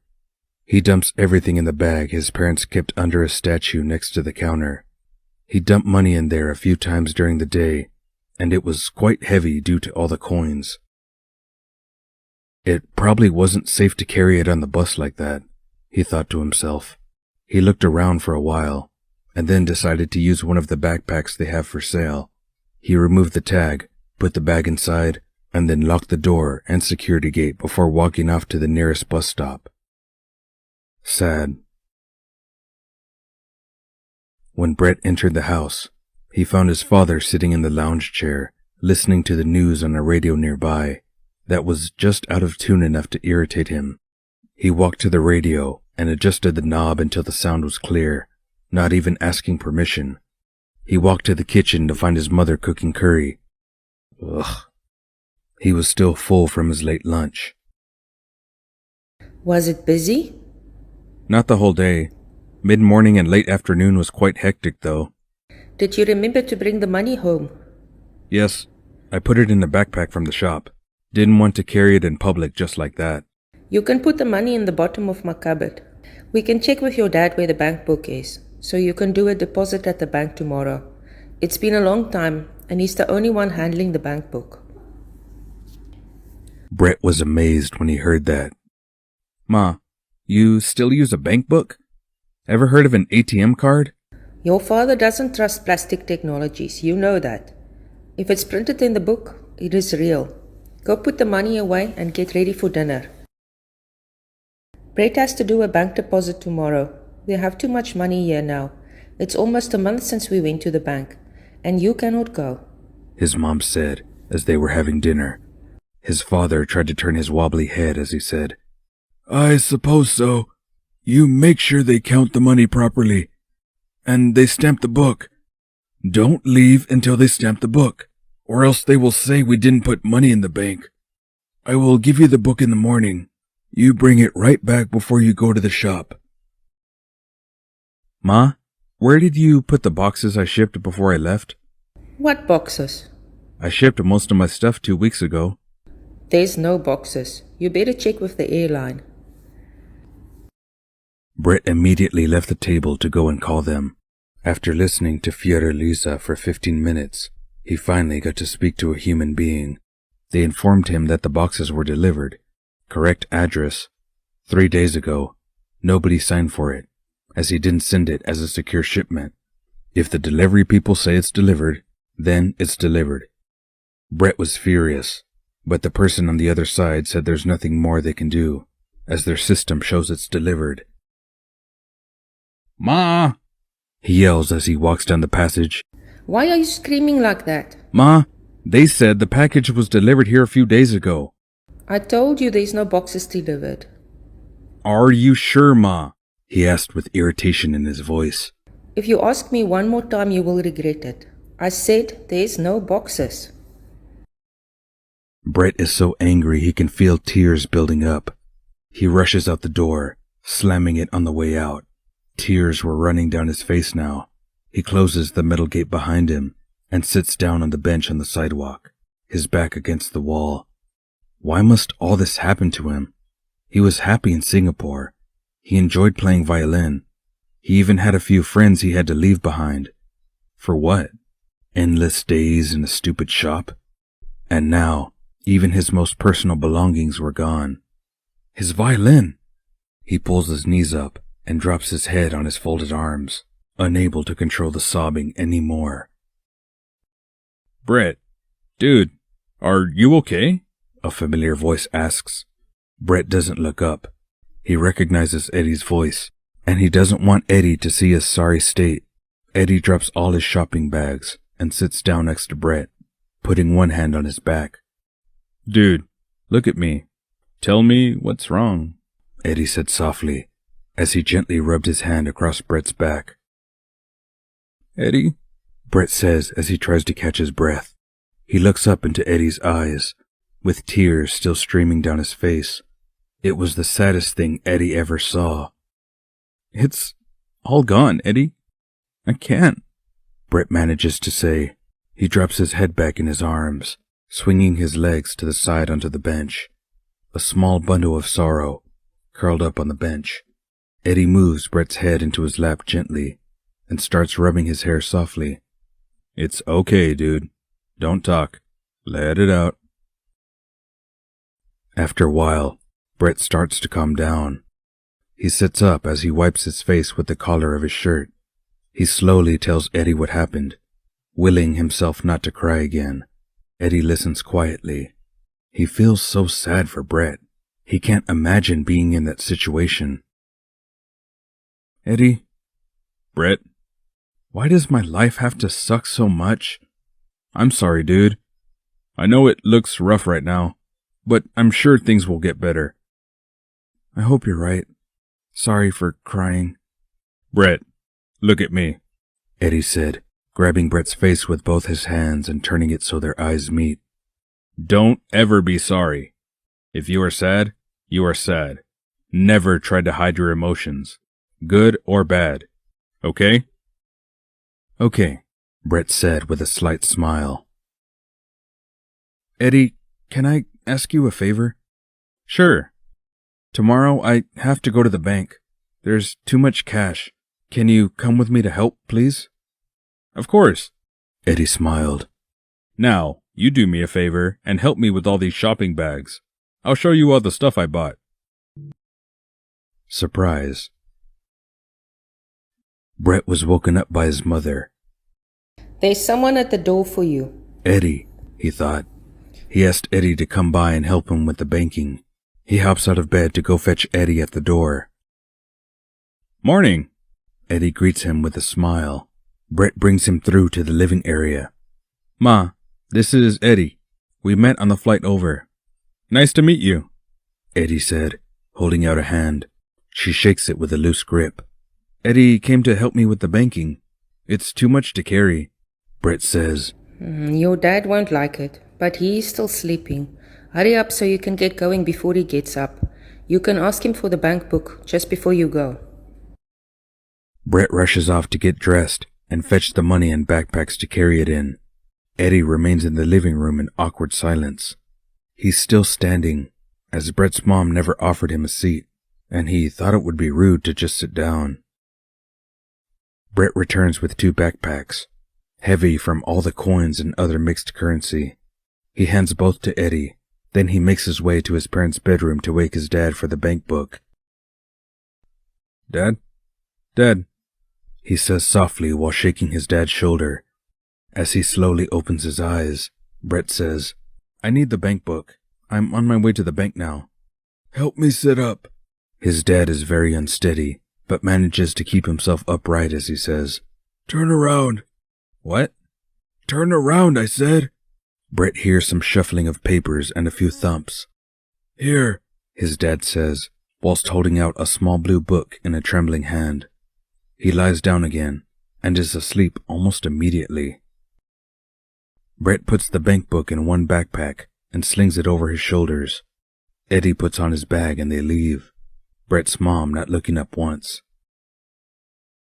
They take the bus to the center of Cape Town, where all the banks are located. Inside, they take a ticket for bulk deposits and sit down to wait their turn. When their number is called, they go to a small room next to the row of tellers. The lady inside buzzes them in. Brett puts the first bag on the desk and hands her the bank book. She types some numbers into the computer. "It's been a while since the last deposit," she says. "My dad usually does it. He's taken ill, so I will come and do it till he is better." She smiles. "I am sorry to hear that. Give him my wishes for a speedy recovery." Then the process of counting the money begins. Brett and Eddie help to sort all the coins and notes by denomination. It takes almost 20 minutes until both bags are empty. The teller then starts adding the coins, one denomination at a time, into a counting machine. After each batch, she prints a little slip and keeps it aside. Then the banknotes go through a different counting machine. Once all the money is counted, she puts it in big clear bags and ties it with a red security tag. She turns to the computer and types the slips in one by one. "Do you mind if I add it up also?" Brett asks, to Eddie's surprise. She hands him the slips and a calculator when she typed up the last one. Brett adds them all up, his eyes wide when he's done. 214,560.18 cents. She confirms that's the amount. Then she takes the bank book, opens it on a blank page, and puts it in a small printer. All the details of the deposit is printed line by line. The last few lines detail some interest earned and bank charges. The last line shows the new balance. She stamps and signs the page and hands the book back to Brett. Brett checks to see if everything is the same as he calculated, and then he sees the balance. "It must be some mistake," he says to the teller. "The bank balance. It must be wrong." She types on the computer again and says, "No, that's the right balance." Brett's face turns pale as he gets up, thanks her, and makes his way out the door, Eddie following silently behind him. As soon as they are outside the bank, Brett finds a bench to sit on. He takes a few deep breaths to steady his nerves. "Eddie, remember how I told you my dad refused treatment because it would be too expensive? And how him or my mother works in that stupid shop every day of the year?" "Yes?" Eddie nodded. "They have almost 20 million in the bank." Both sat in silence for a few minutes, neither knowing what to say. Advice. Brett rushed into the house. His dad was having breakfast at the dining table. He hands over the book and says, "Here you go. I'm off to open the shop." Without waiting for a response, he leaves again. He had no real intentions to ever open that shop again. Eddie was waiting for Brett on the sidewalk. Together, they returned to the bus stop to go back to the city center. They discussed the situation in length once they took the bus from the bank, and agreed the best plan of action would be to consult a lawyer. As they get off the bus, they are greeted by a long row of lawyer offices. Brett picks one that says, "Rudy, Smith & Partners, Divorce Lawyers." He figures if they handle divorces, they must know something about family issues in general. They had no appointment, so they had to wait a while before one of the interns came to meet them. They enter a very grand meeting room with a solid oak table and 10 high back chairs. The intern offers them seats and takes one opposite them.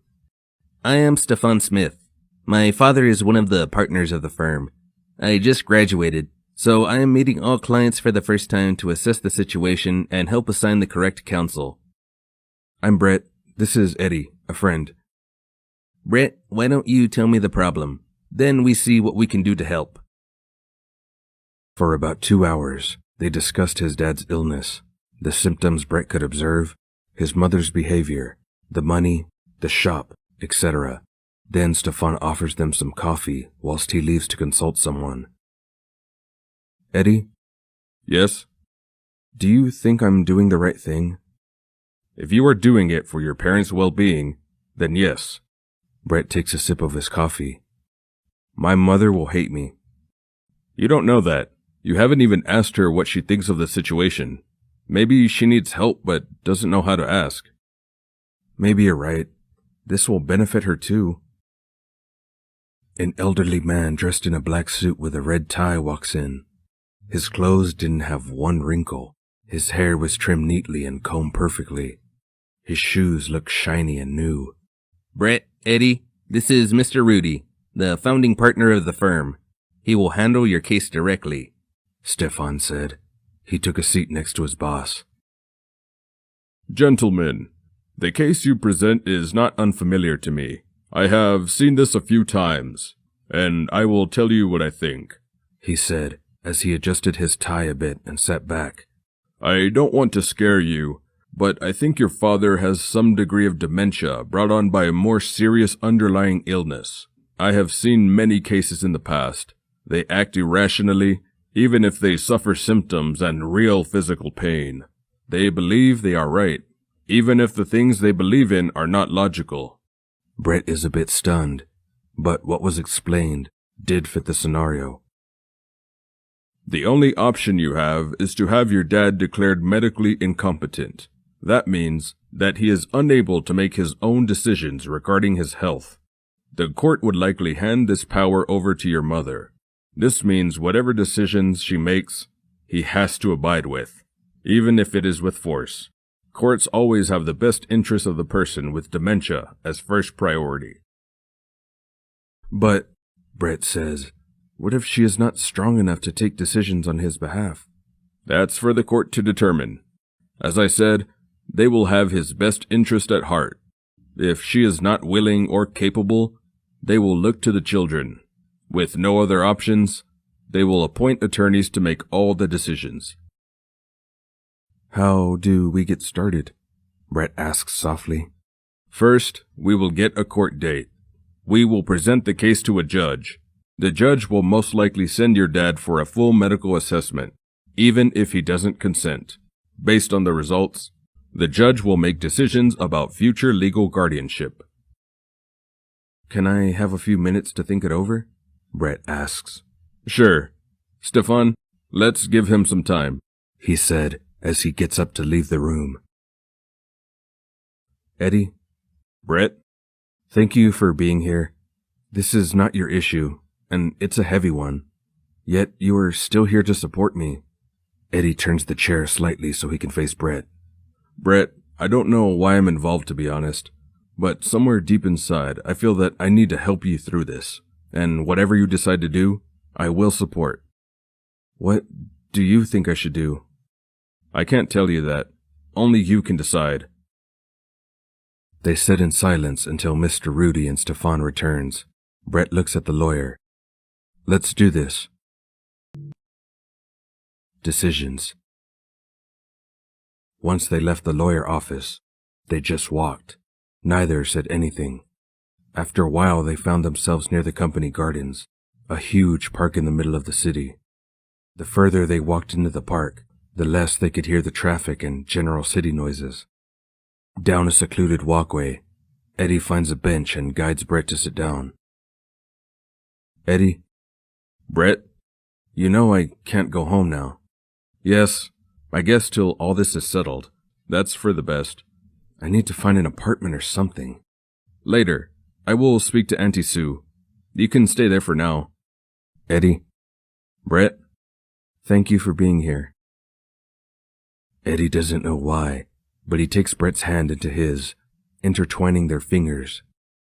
The soft touch surprises him, but not as much as the butterflies in his stomach.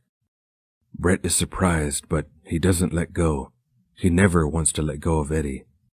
He blushes as the movement of Eddie's fingers sends tingles up his spine.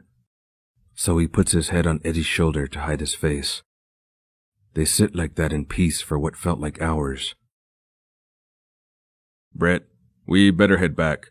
You need to talk to your mother. At least tell her something so she knows where you are. I guess you're right. I don't know what I'm going to tell her. I never opened the shop today either, so no money to bring home. Dad will be angry. I have an idea. Tell her we are moving in together. You are running the shop. Not to worry. And you will come fetch the bank book once a week to do the deposits. We are moving in together? You are coming to stay next door, so they don't need to know where you are moving to. Oh, okay. Reluctantly, Brett lets go of Eddie's hand as he gets up. He starts down the pathway, waiting for Eddie to join him. As soon as Eddie is next to Brett, he takes his hand. I like holding your hand, Eddie says. Is it okay? I don't mind, Brett says, smiling. Together they walk through the winding pathways towards a bus stop. Brett enters the house alone. Eddie went next door to speak to Auntie Sue. Ma, I'm home, he yells. His mother comes out of the kitchen, wiping her hands on her apron. Was it busy today? She asks.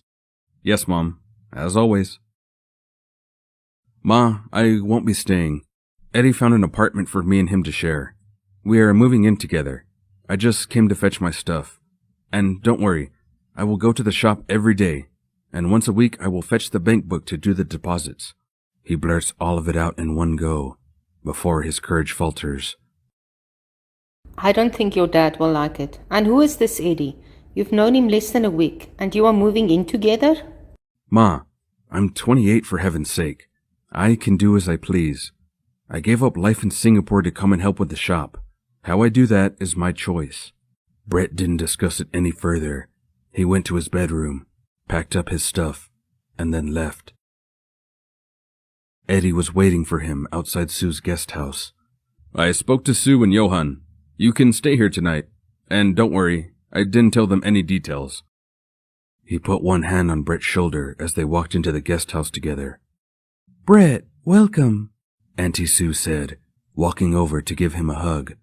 Eddie says you are having some issues. You are most welcome to stay tonight. Don't worry. Now, you two go and relax whilst I finish dinner. Eddie showed Brett to the bedroom.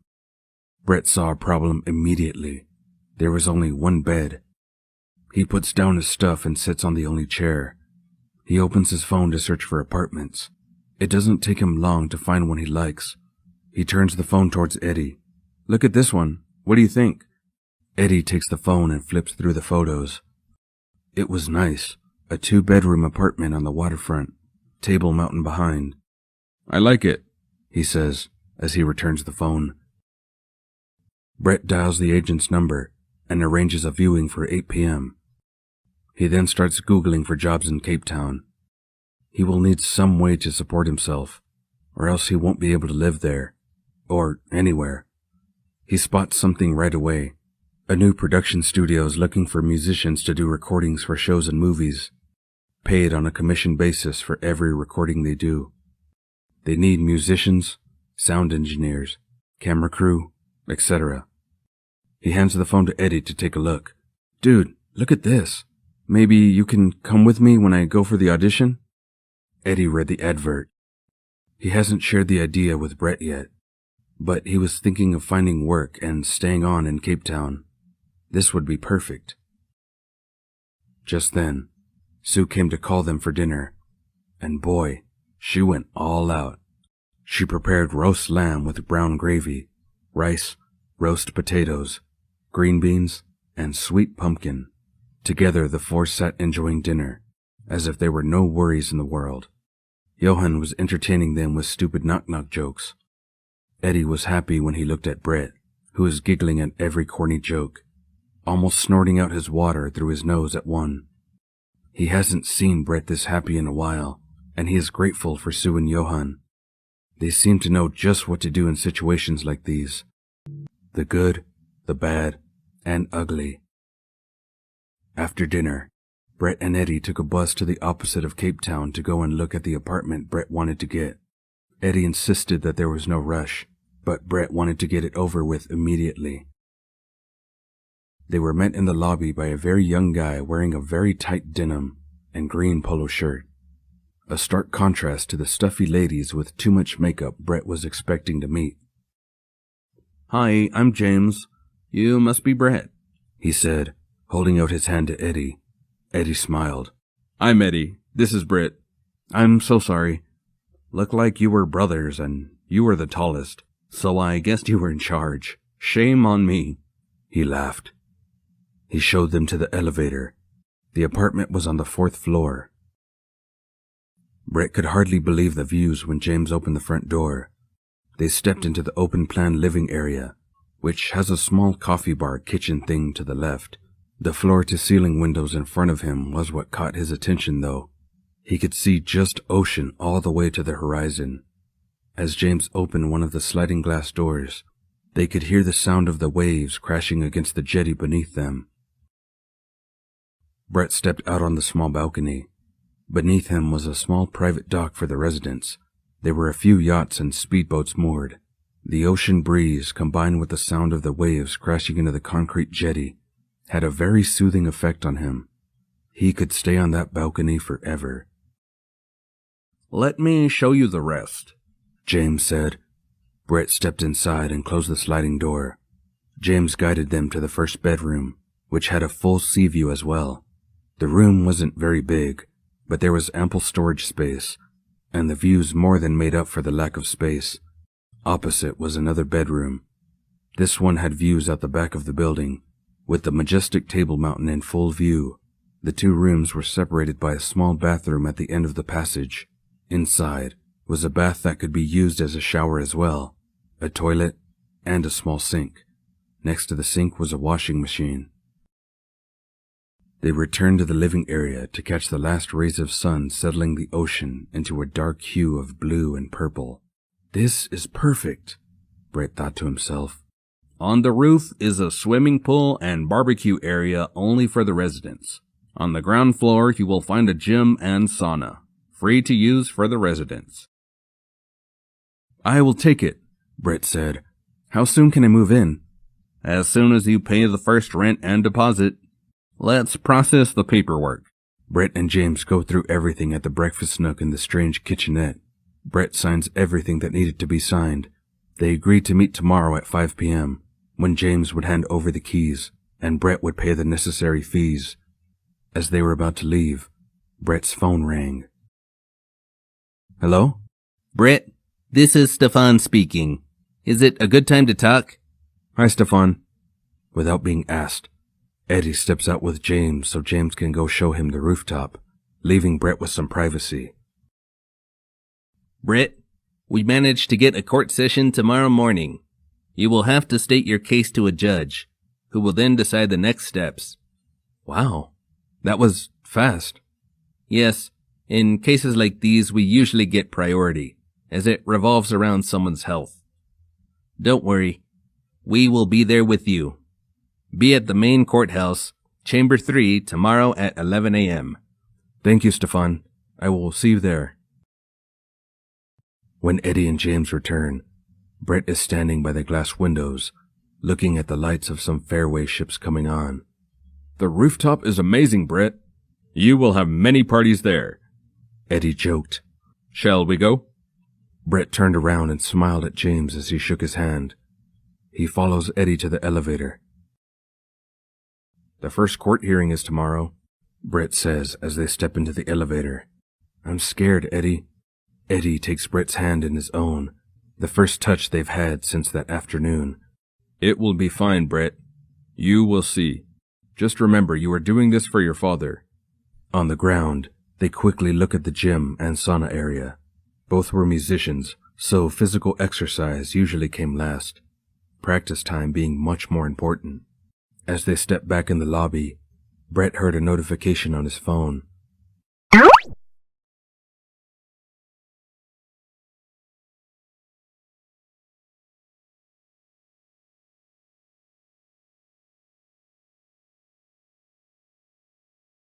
Brett shows the screen to Eddie. I'm gonna burn in hell for lying to my parents.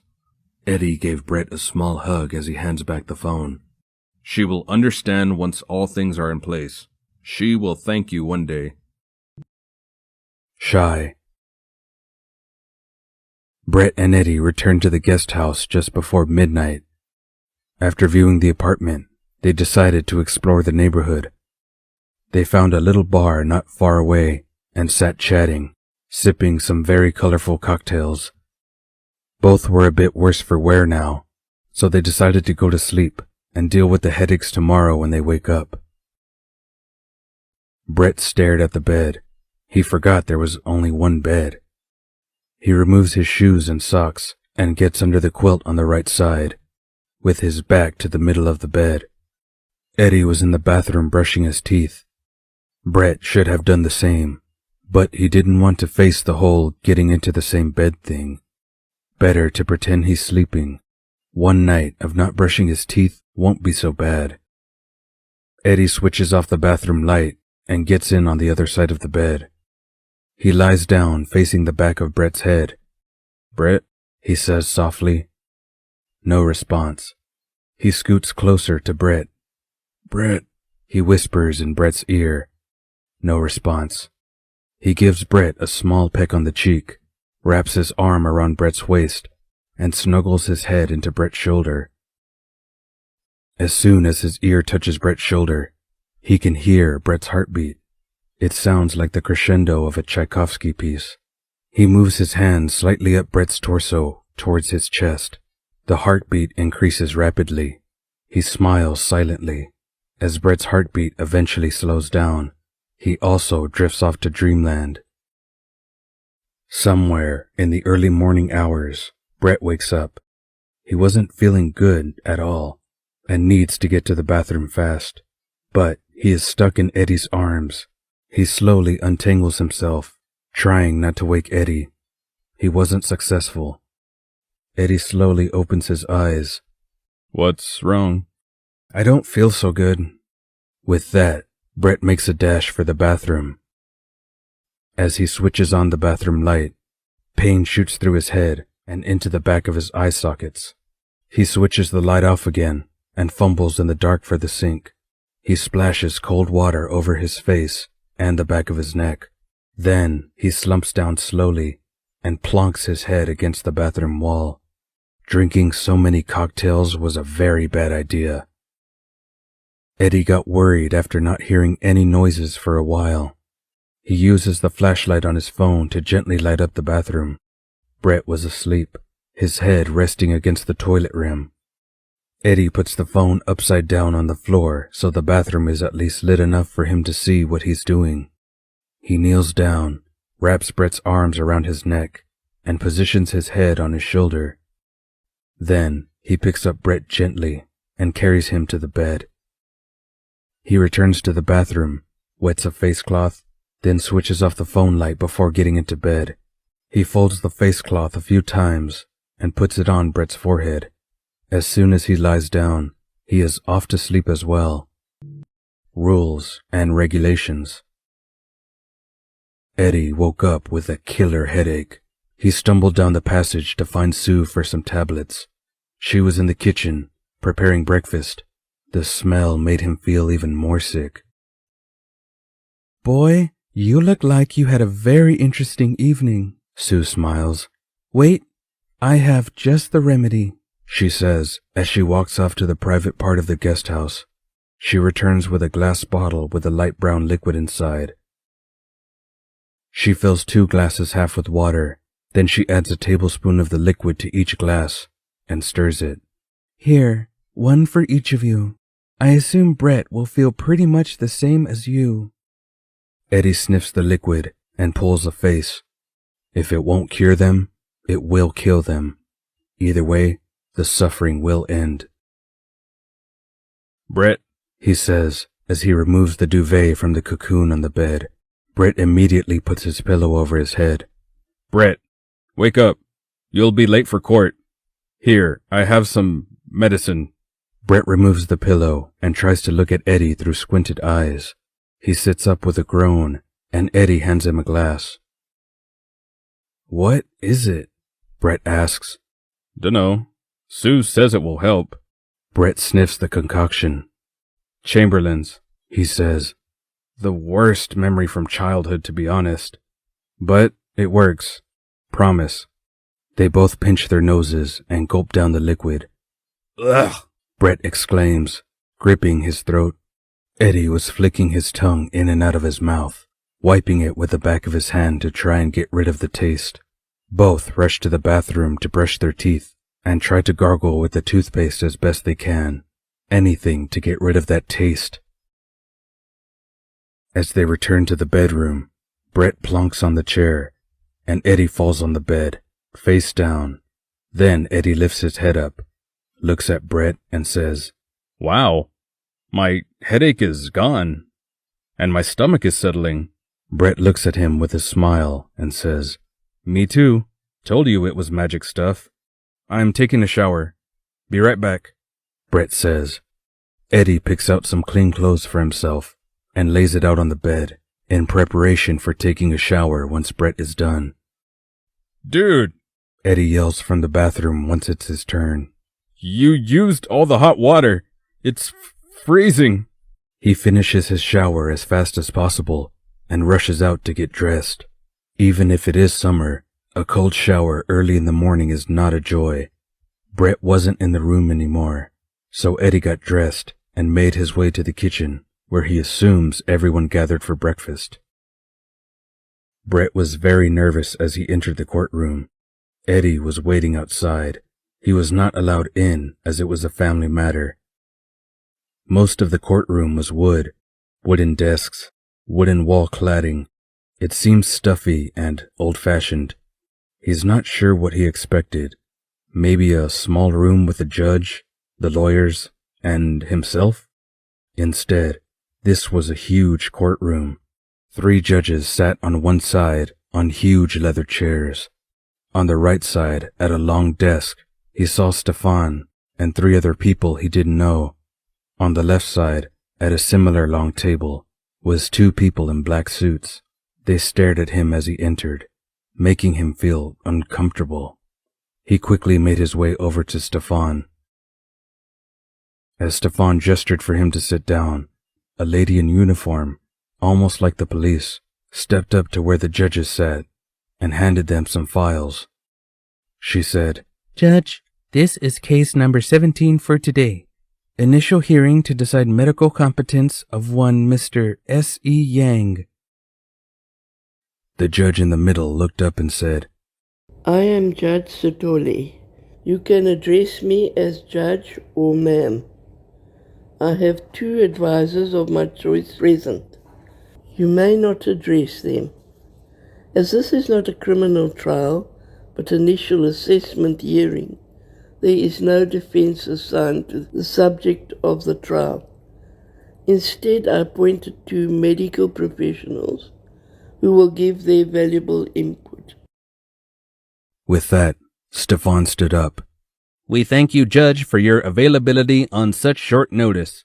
If it pleases the court, I will provide a brief of the petition, after which senior counsel to my right will handle the rest of the proceedings. The judge nodded as Stefan started to explain the facts of the case. After a while, the judge stops him. I understand his son is here to provide evidence? She asked. Yes, Judge. Stefan says as he pointed towards Brett. This is the son, Mr. Brett Yang. Please swear him in. The judge says. The lady in uniform walks over to Brett and tells him to stand up. Raise your right hand. Brett complies. Do you promise to tell the truth in these matters, and only the truth? I do, Brett says. The bailiff nods and gestures for him to sit down again. Mr. Yang, why are you doing this? Brett was surprised by the bluntness of the question. Your Honor, my father is not well. I am concerned that something serious is wrong with him that could be treated, but he refuses it. The longer he leaves it, I believe, the worse it will get. That's all I wanted to hear. The judge says with a smile. Let me explain to you what will happen next. She says. Your father will be collected from home by a medical team. He will be taken to a hospital where they will do a full medical assessment and psychological evaluation. I will sign an order to mandate it, and police will be present as well. You can imagine that it will be a traumatic experience for him. So I urge you to discuss it with him before they arrive. I will make the order out for 2 days from now. After the assessments, we will reconvene to decide future action. That is all. With that, everyone concerned with the case gets up and leaves the courtroom. New experiences. Eddie was getting worried. Brett was inside the courtroom for over an hour already. He got up to go get some coffee at a vending machine. Cash only. Guess no coffee then. When he returns to the courtroom waiting area, he finds Brett outside. Oh, you finished. I went to look for coffee. No luck. Brett smiled and said, Well, let's go find a proper coffee shop. I will tell you what happened. They discuss the case for a while. Then Brett says, to Eddie's surprise, I don't want to talk about it today anymore. Can we do something else? Eddie nods. I have to prepare for the apartment move. I have no furniture or even a bed. Brett laughs. Come with me. Then we go and get some basics. Sure, Eddie says. He had no plans anyway. Eddie? Brett. I want to ask you something, but it's okay to say no. Okay, ask me. Do you want to share the apartment with me? There's a spare room you can take, and then we can share the cost. Makes sense for both our budgets, right? And you can explore a lot of South Africa from here. Eddie didn't think about it for long. Guess it makes sense. Sure. Brett was surprised that it was that easy. They take a bus to the furniture district. One thing Eddie learned from Cape Town is that similar businesses are always grouped together in the same street, like the lawyers. It seems to be the same with the furniture shops as well. Both sides of the street were lined with different shops, each trying to outsell the other. He thought to himself that it is quite convenient for shoppers, but he wondered how profitable it would be for the shop owners, always having to undercut each other on price. They decided to try a shop called Bargain Basement. It specifically advertises affordable furniture for students, so it should suit their pockets as well. The store doesn't have a lot of variety, but they find all the basics. All of it is flat packed. This makes transporting it to the apartment cheaper at least, even if they will have to assemble it themselves. They don't get a lot, only what they need immediately. 2 beds, 2 chairs, 1 couch, 1 small TV stand. They arrange delivery for 6 p.m. When they exit the shop, Brett hails a taxi. Eddie is surprised, as they always take a bus. Don't worry, Brett laughs. Wanted to show you an amazing place. He gives instructions to the taxi driver. They drive along the coastline, away from Cape Town. Every now and then, the taxi was close enough to the rocks that they could actually see waves breaking and splashing. This was the first time Eddie has seen the rest of the Cape region. They drive about 40 minutes. Table Mountain is now in the distance, with the city sprawled out behind it. They enter a small town with a sign as they enter. Fish Hoek. What is a hoek? Eddie asks. Same as hook in English, so the name means fish hook. That's easy. Eddie laughs. Does that mean I can now speak a third language? Brett punches him on the shoulder playfully. I can give you a test later and see how you do. Not all the words come from English. Be careful. With that, the taxi stops next to a wooden building with small windows. To Eddie, it doesn't look very interesting. As they enter the door to the wooden building, he immediately changes his mind. It was a restaurant, right on the ocean. It was a huge balcony with tables and chairs. The balcony was perched over the water. On one side, it had steps going down into a natural pool, so people can observe the marine life. Eddie makes his way to the steps, leaning over the handrail and peeping down into the water. The water was so clear, and he could see many different fish. Brett joins him on the steps, fascinated by the way Eddie is pointing out different fish, mesmerized by the colors and shapes, just like a child going to the zoo for the first time. Then, Eddie freezes. Dude, don't move, he says with big eyes. Look, a shark. Brett can't help but laugh. We are not in the water. It's okay, you know. The ocean is cold here, so you will see many sharks. Eddie snaps a few photos of the shark circling beneath them, so close he can almost touch it. Brett finds them a table near the water, so Eddie can still do some fish watching if he wants. When the waiter comes, he orders for both of them, without asking Eddie. Eddie was so engrossed in the marine life, he didn't even notice. Drinks arrive after a while. It has a familiar yet strange taste Eddie can't quite place. What is it? He asks. It is called rooibos. In English, it means red bush.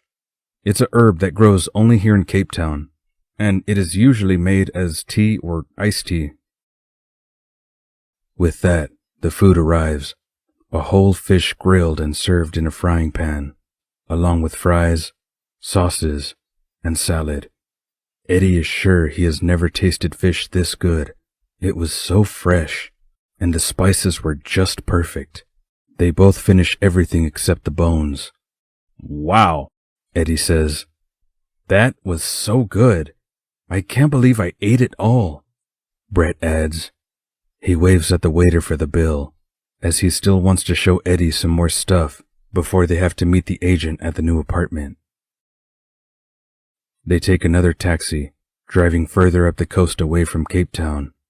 In the middle of nowhere, the taxi stops. Eddie sees nothing around, but as they walk a while, he sees jagged rock edges with people scattered around.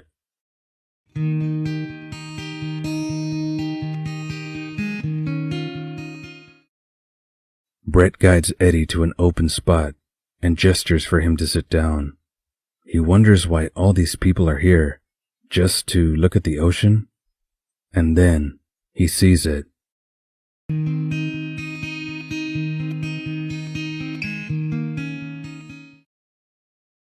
Majestic whales. He has never seen them in real life, so he had no idea how huge they were.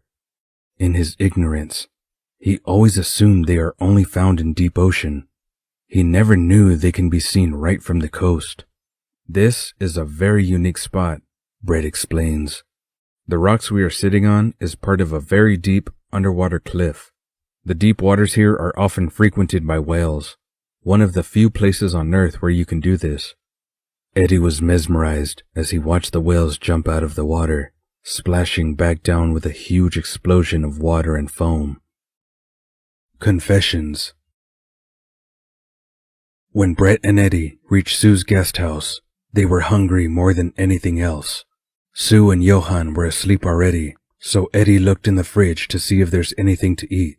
He finds 2 plates covered in cling film, with a post-it note on one. In case you are hungry, Sue. This woman is an angel, Eddie says as he takes the plates out and starts removing the film. Brett pours each of them a glass of water as Eddie heats up the food in the microwave. After eating, Brett offers to clean the 2 plates and glasses quickly as Eddie goes to take a shower. By the time Brett gets to the bedroom, Eddie is sitting on the bed, drying his hair with a towel. He quickly grabs some clean clothes from his suitcase and goes to the bathroom. Amazingly, Eddie left some hot water for him.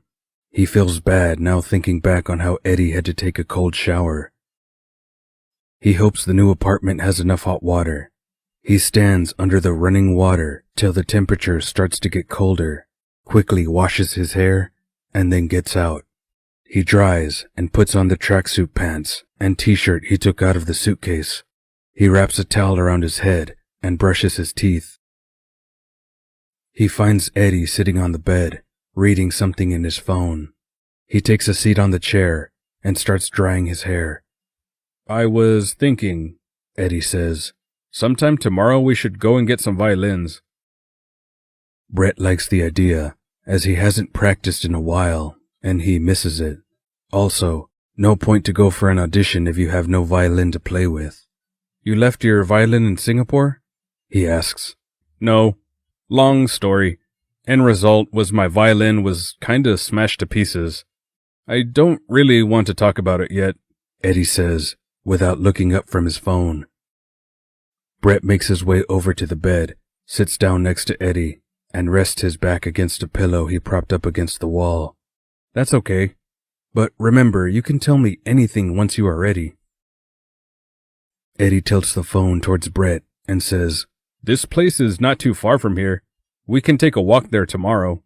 And maybe call to see about auditions at the studio you saw. Brett nods. He needs income fast.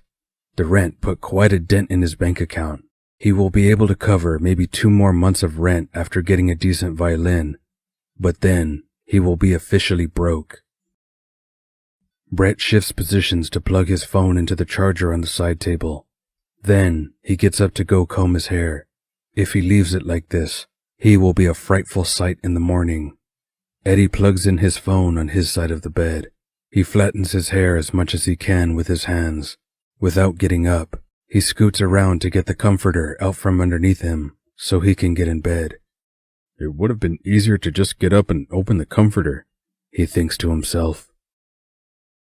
Brett gets in on his side of the bed. Still sitting up, he looks at his hands. He had calluses on his right hand, the one that held the screwdriver. His thumb had a blister as well. He massages his hand, especially the fingers, to relieve some of the aches. Let me see, Eddie says, as he turns towards Brett and takes his hand without waiting for a response. Ouch! A blister too. You poor thing. You must be careful with these hands. They are meant to play violin, he says. He gets up and goes to fetch body cream he saw in the bathroom. When he returns, he sits down facing Brett. He squirts some cream into his own hands and rubs it a bit to warm it up. Then he takes Brett's hand and slowly massages it, making sure to cover the calluses in as much cream as possible. Brett closes his eyes, slumps back into the pillow, and rests his head against the wall. This is so relaxing. He can feel all the tension leaving his body with each pressure point Eddie worked on. Brett's heart nearly jumped out of his chest when he suddenly felt soft lips against his. Eddie lets go of Brett's hand and puts one hand gently on Brett's cheek, leaning in for another kiss. This time, Brett kissed back. Brett put one hand on the back of Eddie's neck, pulling him in closer. Each kiss grew in intensity. Each kiss lasted a bit longer. Then, Brett pulled away suddenly. Guess we should get some sleep, he says, as he lies down and pulled the cover over himself. Eddie is confused. Dude, what the hell? He asks. Brett doesn't respond. Brett, talk to me, he says, as he puts one hand on Brett's shoulder. Brett sits up, not looking at Eddie. Brett, look at me, he says, as he puts one finger under Brett's chin to tilt his head upwards. That's when he notices the tears gleaming in Brett's eyes. He quickly makes his way over to Brett's side and wraps his arms around him, leaning Brett's head on his shoulder. I'm sorry, Brett. I shouldn't have done that. Please forgive me. I won't do it again. Please don't be sad. No, it's not that, Brett says as he moves to face Eddie. He takes Eddie's hand in his. I don't really know what's wrong. I like you. A lot. And I've wanted to kiss you like forever. I guess just with everything that happened in the last few days, my brain is overloaded. I don't know how to explain it. I'm afraid I won't be able to stop myself with you. And I don't want this to be another meaningless fling.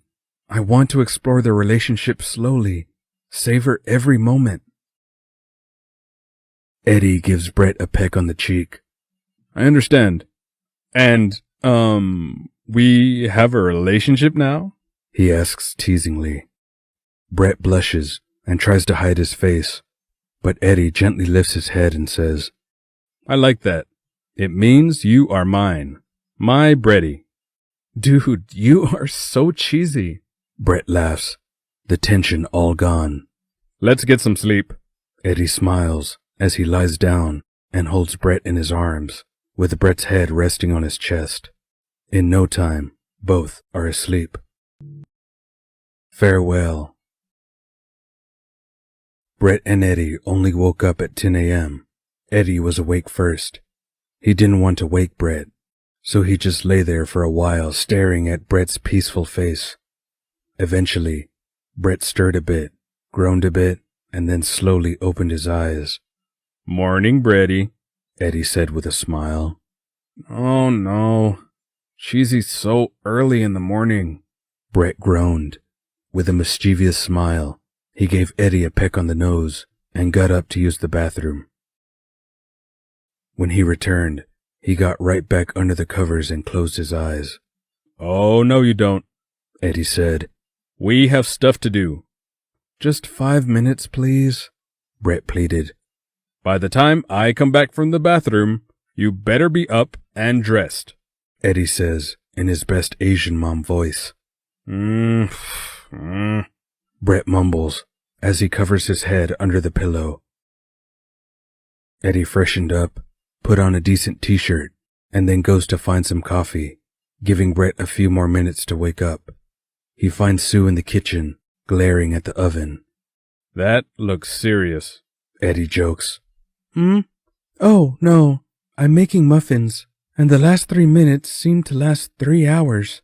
I know as soon as I go sit down, the timer will go ping, but now that I'm standing here, it's not moving.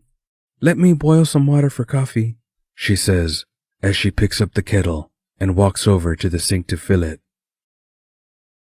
Just then, the timer runs out with a loud ping. See? Just as I said, Sue laughs. Here, let me, Eddie says as he takes the kettle from her so she can tend to the muffins. The muffins smell amazing. Eddie switches on the kettle and prepares mugs for 4 people. He only adds coffee powder, as he had no idea how Sue or Johan preferred their coffee. She turns the muffins out on a rack to cool down, and comes to help with the coffee. Just then, Johan comes in through the kitchen door, watering can in hand. I swear it's so hot out there. I might have to water the flowers 3 times today, he says, as he wipes his feet and then closes the door behind him. Ah, Eddie, good morning. And Brett, morning to you, he says, as Brett appears in the doorway. Dude, have a seat at the kitchen table. I made coffee, Eddie says. Johan takes a seat as well, as Eddie brings over the coffee mugs. Sue puts the muffins in a small basket and brings that, butter, jam, and some small plates and knives. How did it go at the apartment? Johan asks. Eddie gives them the highlights of their efforts. Brett groans. I swear, if we have to go shopping again, I'm gonna scream. Every time we enter the apartment, we notice something else we didn't buy yet, Brett adds. Dude, I already have a list again, Eddie laughs. We need laundry liquid, surface spray, dishwashing liquid, some basic groceries like coffee, sugar, and milk. We need water and some juices or soft drinks. Okay, enough, Brett says as he covers his ears. I'm doomed to spend the rest of my life in a supermarket. Why don't you do what I do? Sue said. She fetches her phone and shows Brett an app he can install. It searches for places in the vicinity that does delivery. You can then pick what you need, pay, and wait for the delivery. Sue, you are a lifesaver, Eddie says. Otherwise, I would have listened to complaints the rest of the day. Hey, Brett says as he elbows him in the ribs. The abuse I suffer, Eddie complains. They all laugh as they start preparing some muffins. Eddie is sad that they have to leave today. Sue and Johan are some of the nicest people he ever met. In a few months, when we have more furniture than just a couch and 2 plates, we will invite you over for dinner, Brett says, slightly embarrassed. You have more than we had when we got married, Johan says. I was still studying, and Sue did house cleaning part-time. This house belonged to my parents back then. Sue and I lived in the room you were staying in for the first 2 years of our marriage, as we couldn't afford to get our own place yet. It was miserable, and when we finally moved out, we could only afford a small 1-bedroom apartment. Sue laughed and said, We shared it with a small population of cockroaches as well. Ew, Eddie says, pulling a face. He hates cockroaches more than anything else on earth. Brady, what if we have cockroaches in the apartment? We didn't check for that, he says with big eyes. Dude, Brett laughed. You should see your face right now. There's no pests. Trust me. Well, if you do, Brady here can kill them for you. Johan chuckles. Eddie can feel the red of embarrassment creeping from his neck, up his cheeks, and to his ears. He didn't realize he used Brady. I'm just teasing, Johan says. It's sweet you call him Brady. Isn't it, Buttons? He says, smiling at Sue. If I may ask, why Buttons? Brett asks, eager to change the subject. After we got married, as I said, Sue was working as a cleaner. Every now and then she would find some loose items people wanted to throw away, like buttons, socks with no mate, and so on. She kept all of it, but the buttons remained over the years. She still has a tin full of them somewhere. Somehow the nickname also stuck around. We have to get packing, Eddie says. There's still lots to do. At least we are saved from another shopping trip. I have a favor to ask, please, Brett says. We will pack up everything, but can we leave our stuff here for a while, though? I have to go and see my parents. Might as well do it before we go to the other side of the city. Sue nodded with a smile. Eddie, Brett says as they reach their bedroom. Will you come with me, please? I'm scared. Eddie wraps his arms around Brett from behind. Of course I will. Everything will be okay. Brett was nervous as they entered through the small gate at his parents' house. He slowly opens the kitchen door and finds his mother sitting at the kitchen table. He can see she's been crying. Ma, what happened? He asks as he takes a chair next to her, taking her hand in his. I'm fine. Nothing to worry about, she says, faking a smile. It's not nothing. I can see it. Please, tell me what happened. Eddie kept himself busy with making some tea for everyone so they can talk. He's not okay, Brett. I don't know what to do. This morning he fired the gardener, as he supposedly came and stole potatoes last night. We don't even grow vegetables. And yesterday he was talking about visiting relatives that died years ago. Ma, I have something to tell you, Brett said as Eddie puts the teapot, cups, milk, and sugar on the table in front of them. He pours some and hands it over as Brett explains about the lawyers, the hearing, and the upcoming assessment. Ma, I could see he's not himself. Maybe I saw it clearer because I was away for a long time. I want to get him help, to get better. And as you can see, he cannot make those decisions by himself now. She nodded without response as she stirs some sugar into her tea. Thank you, Eddie. She says, "Do you want me to come over tomorrow? It will probably not be easy for Dad, or for you." She gives Brett a sincere smile this time as she says, You know what? I think I can handle it. You were strong enough to arrange the assessment. I'm sure it wasn't easy. Now it's my turn to be strong. Message me the lawyer's details and I will take it from there. She looks at Eddie and says, Eddie, thank you for supporting Brett in this, for looking after my son when I didn't. They chat for a while about the shop whilst drinking their tea. Brett confesses he hasn't opened the shop since going to the bank.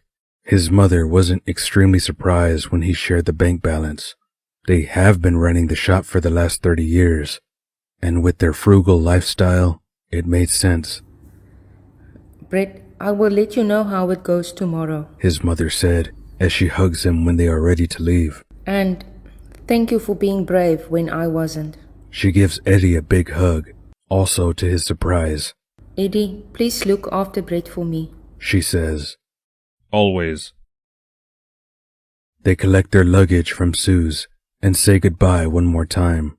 Then they take a taxi over to the apartment, as neither felt like struggling on the bus with all the stuff.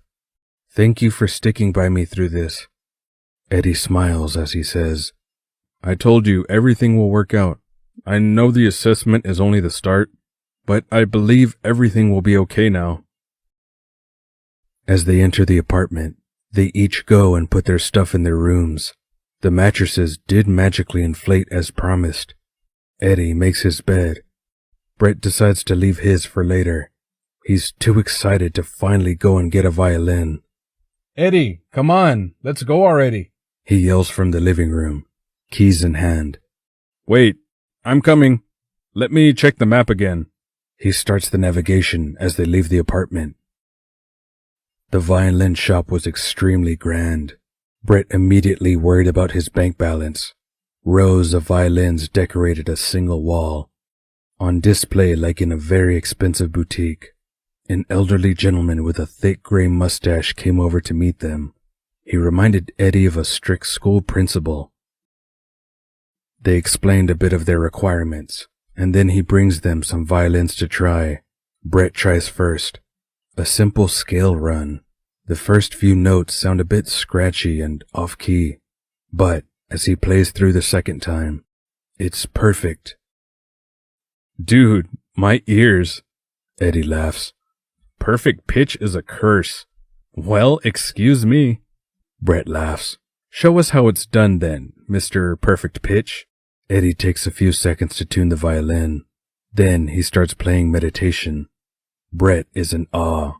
Even the shop owner has a smile for the first time since they entered the shop. When Eddie stops after the first few passages, he is surprised when Brett actually applauds his mini performance. Wow, that was really good, Brett says. Now for the dreaded question. How much?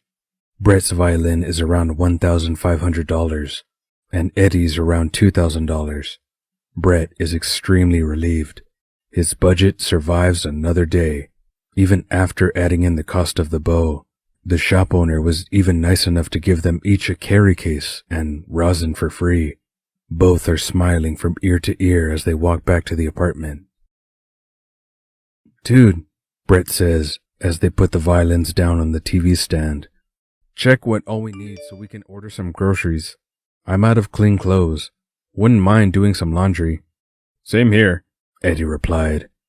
They sit next to each other on the couch, picking items in the app that Sue recommended.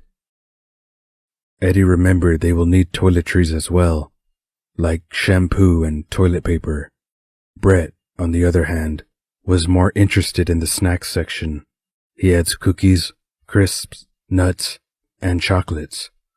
Whoa, that's enough, Eddie laughs. After submitting the order, Brett opens the sliding doors and steps out onto the small balcony. The sun was bright, creating sparkles on the waves. There's a nice breeze blowing through. He decides to leave the door open to cool down the apartment, as they had no AC or fan.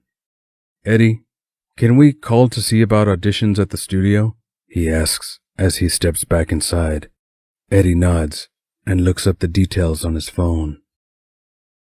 Eddie kept the phone on speaker as they spoke to a very nice lady from the Human Resources Department. Eddie's main concern was that he was not a South African citizen.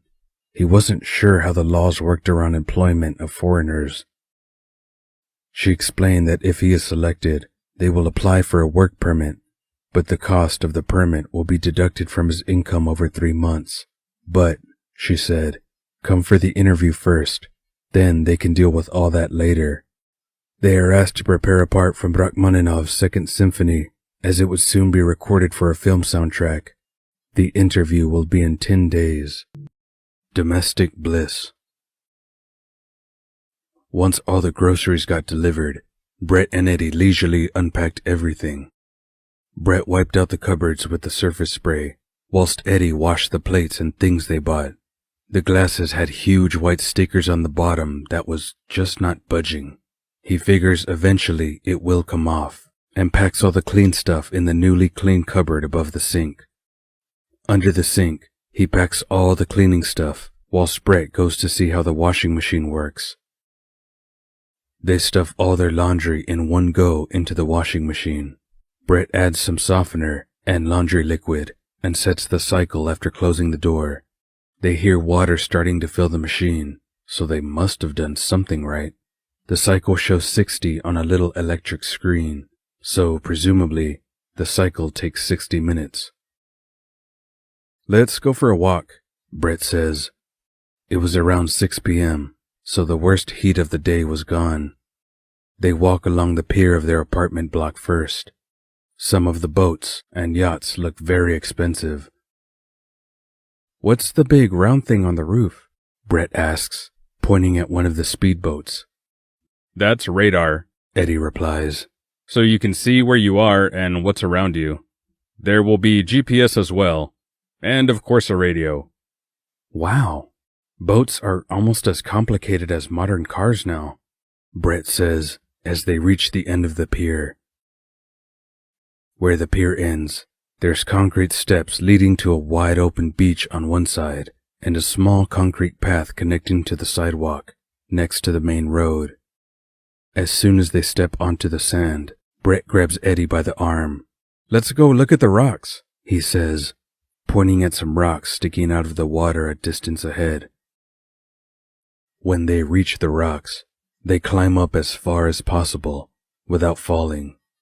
Climbing jagged rocks requires excellent balance, which neither have. They find a more or less flat rock to sit on. When Brett sits down, he nearly slips off the rock and almost lands on Eddie's lap in the process. "Dude, careful. Don't want you to become shark bait." Eddie laughs as he wraps his arm around Brett's waist to steady him. He scoots back a bit to lean his back against a rock and pulls Brett closer. They sit together like that in silence until the sun starts to go down. "I'm hungry," Eddie eventually says. "We haven't eaten anything since breakfast. How about some Chinese food?" Brett awkwardly turns around, so he is on all fours to try and get up without slipping off the rocks. Once up, he holds a hand out to Eddie to help him up. "Good idea," Brett says, "but we have to hang the laundry to dry first. Otherwise, I won't have anything to wear tomorrow." At the apartment, they rinse the sand off their feet and change shoes. Brett empties the washing machine. "Dude, we have nowhere to hang these things," he groans. Eddie helps him to hang some stuff over the side of the bath and the chairs in the bedrooms. "I guess that's something for the next shopping trip," Eddie says as he stares at the bundle remaining in his hands. They carefully spread them out on the bedroom floors, hoping for the best by morning. They find a nice restaurant at the shopping mall near them. It's not really Chinese food, more of a fusion thing.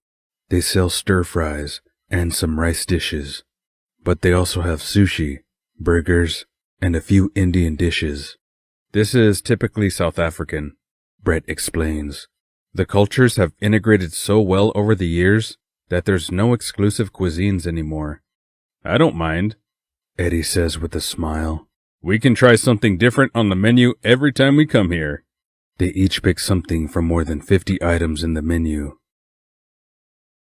The food was excellent. They sat talking about the music they have to practice. Eddie opened the sheet music on his phone, and they were both surprised at how long it was. They decide on a part they could play together. Eddie will play first violin, and Brett second. It will make practicing together easier, and if they can audition together, it will help with the nerves. If not allowed, the second violin part was still melodic enough for Brett to do a solo audition. When they return to the apartment, Eddie carefully takes the violins from the TV stand and puts them on the floor. Then, he drags the TV stand up to the couch. Movie? He asks. We don't have a TV, Brett says. No worries. I will play it on my phone. Think of it as a mini-movie. Eddie laughs. He fetches a glass from the cupboard and puts it upside down on the TV stand. Then he sits down on the couch to find a movie to watch. Brett makes them each a cup of tea, carefully places it in the TV stand, and then goes to the bedroom to fetch some pillows. Eddie positions the phone against the glass, and when Brett sits down, he presses the play button. The movie was quite boring after all, and it doesn't take long before both are asleep, sprawled uncomfortably on the small couch, with legs hanging off either side, and heads meeting somewhere in the middle. Magic. Brett's mom explains that an ambulance showed up at the house around 6 a.m. Brett's dad was still sleeping, and they didn't wake him. Instead, they gave him a sedative to ensure there's as little trauma for him as possible. At the hospital, a doctor came to explain to her that they will keep him sedated whilst they do all the tests, and then they will bring him home. It will take at least 2 days. They will inform her and the lawyers when they are done. They should have a full medical report available in about 2 weeks. Ma, will you be okay by yourself for 2 days? Can I ask Auntie Sue to come and check in on you from time to time? I will be fine, Brett. Besides, I will mostly be here in the shop overseeing all the packing, shipping and cleaning, she says. I'm glad Eddie is also here.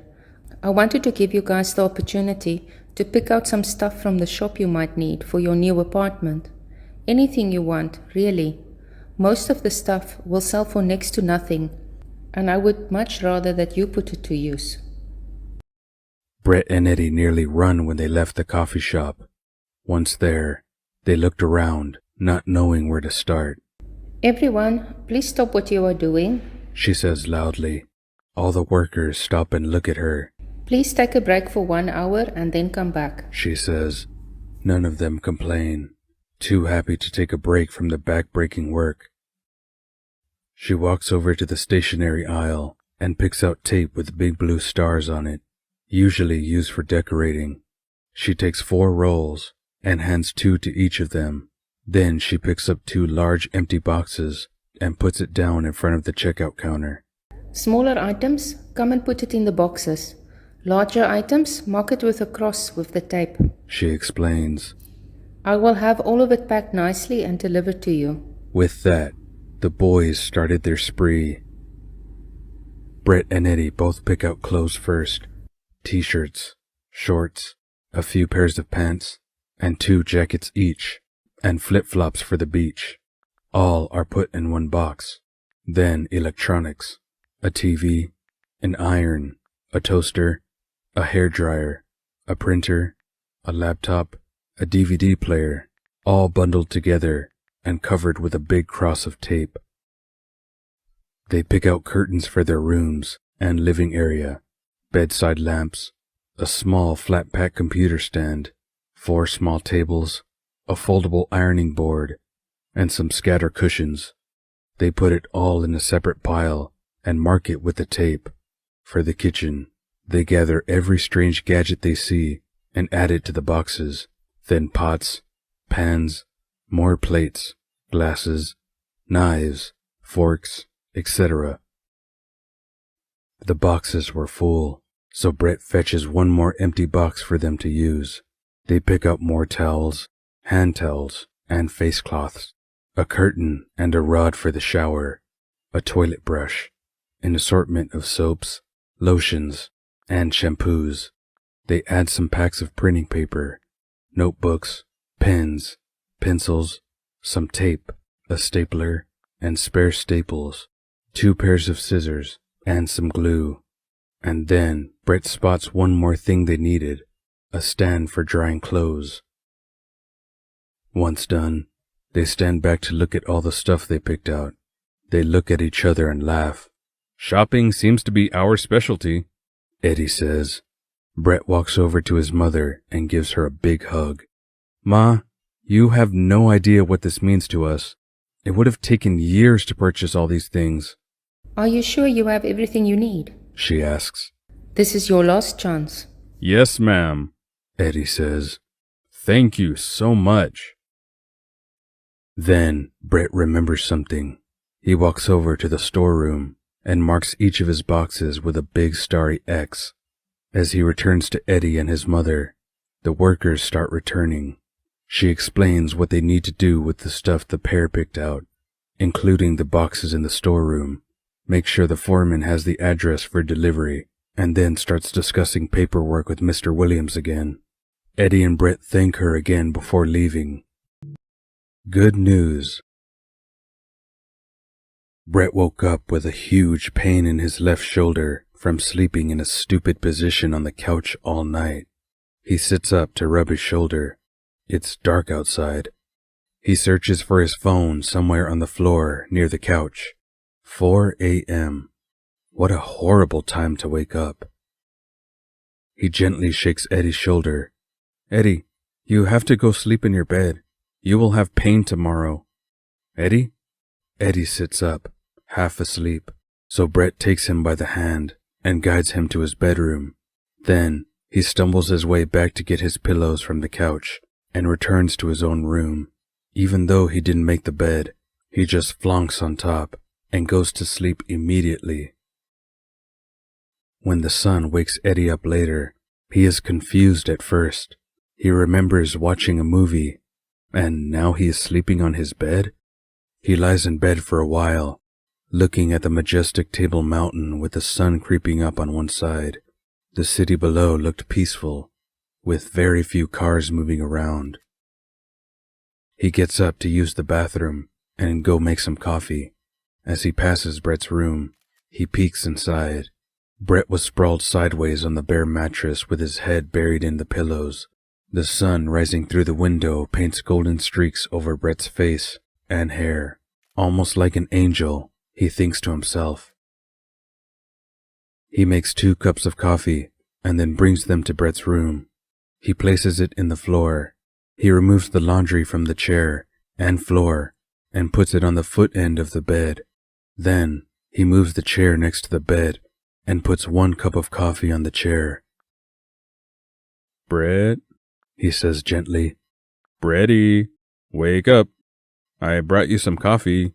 Brett slowly opens his eyes, then stretches out like a cat and turns around. Too early. Dude, wake up, or I tickle you, Eddie warns. No, Brett mumbles as he buries his head deeper into the pillows. Okay, I warned you, Eddie smiled as he pokes 1 finger into Brett's ribs. That did the trick. Brett yelps and sits up immediately. Dude, that's cruel, he says as he smacks Eddie with a pillow. What time is it? Brett asks as he takes the coffee from the chair. Eddie sits down next to him with his coffee. When I checked a few minutes ago, it was 8, he says. How did I get to my bed last night? The last thing I remember was watching a movie. Brett takes a sip of his coffee and says, I woke up at 4. I brought you to your room, even though it seemed to me you were walking in your sleep. Now I know that you were. He laughs. Eddie, do you think my mom will be okay by herself today? Brett asks. She said she would, but if you want to go there, I'm okay with that. I do think you should give her the chance to prove she can handle this, though. I think it will be important for her to show she can also be strong. Brett takes another sip of his coffee. I guess you are right. I'm sure she will let me know if she needs help with anything. Let's make some breakfast, Eddie says as he gets up. Brett follows him to the kitchen. He doesn't like the kitchen. It's small and strange and still very empty. They didn't have any pots or pans, so they ordered some ready-made pancakes when they did the grocery order. 30 seconds in the microwave is all it takes. Brett searched in the cupboards for the syrup they got, whilst Eddie heats up the pancakes. Dude, where did you put the syrup? He asks. In the fridge, Eddie replies. Brett opens the fridge. No syrup. It's not in the fridge either, he says, slightly irritated by now.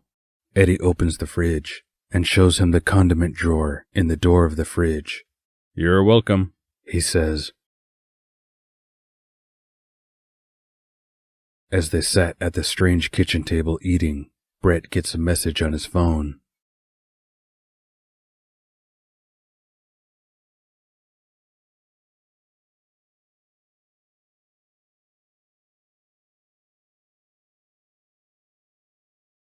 Brett shows the screen to Eddie as he starts putting the stuff in the sink. They can clean it later. Each rush to put on clean clothes. It's extremely wrinkled, but at least it's clean.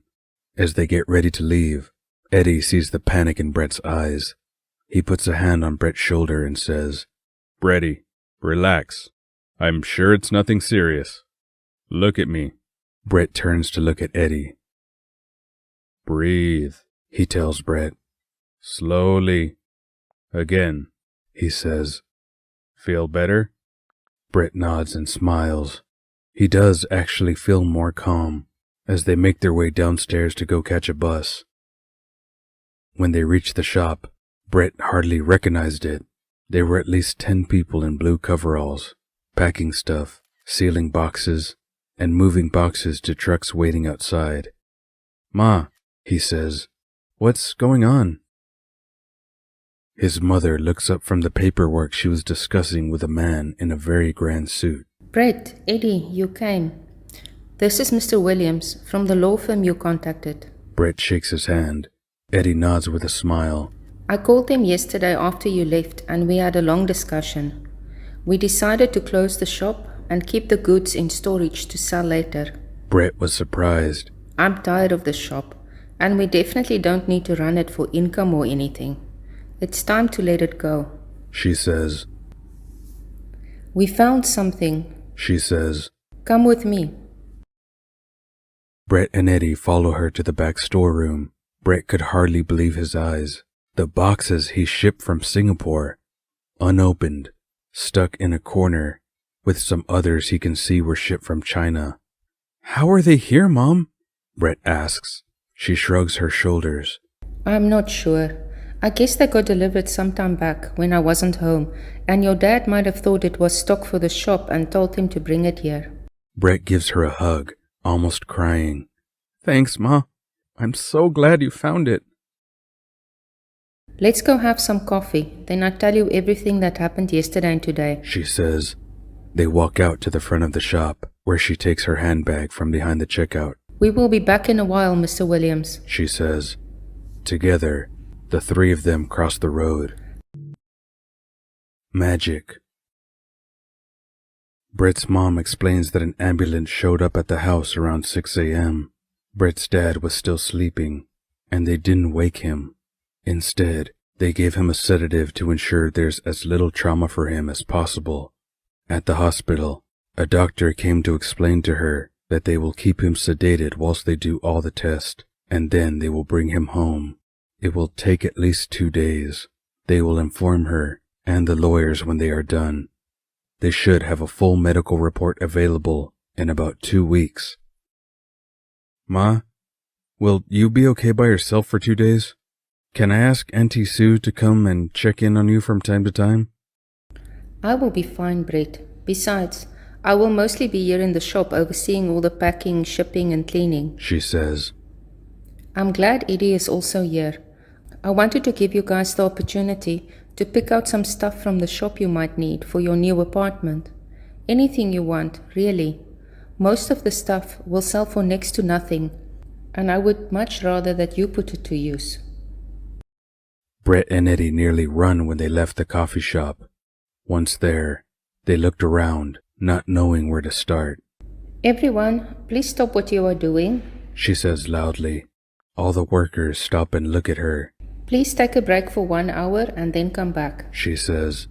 None of them complain, too happy to take a break from the back-breaking work. She walks over to the stationery aisle and picks out tape with big blue stars on it, usually used for decorating.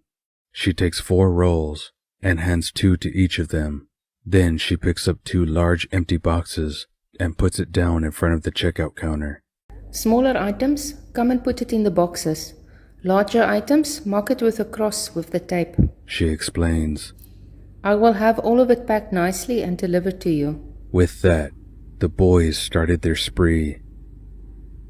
Brett and Eddie both pick out clothes first.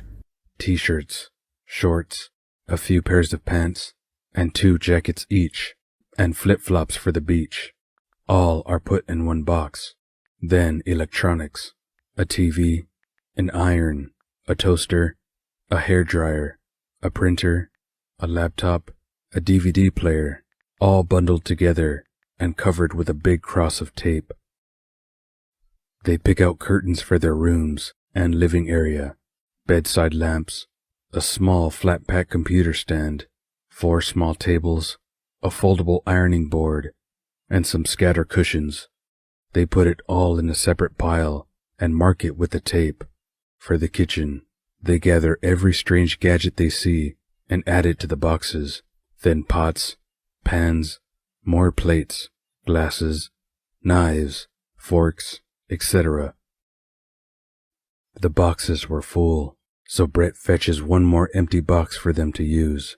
They pick up more towels, hand towels, and face cloths, a curtain and a rod for the shower, a toilet brush, an assortment of soaps, lotions, and shampoos.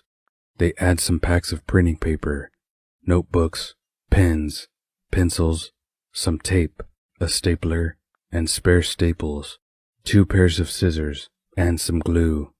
And then Brett spots 1 more thing they needed, a stand for drying clothes. Once done, they stand back to look at all the stuff they picked out. They look at each other and laugh. Shopping seems to be our specialty, Eddie says. Brett walks over to his mother and gives her a big hug. Ma, you have no idea what this means to us. It would have taken years to purchase all these things. Are you sure you have everything you need? She asks. This is your last chance. Yes, ma'am, Eddie says. Thank you so much.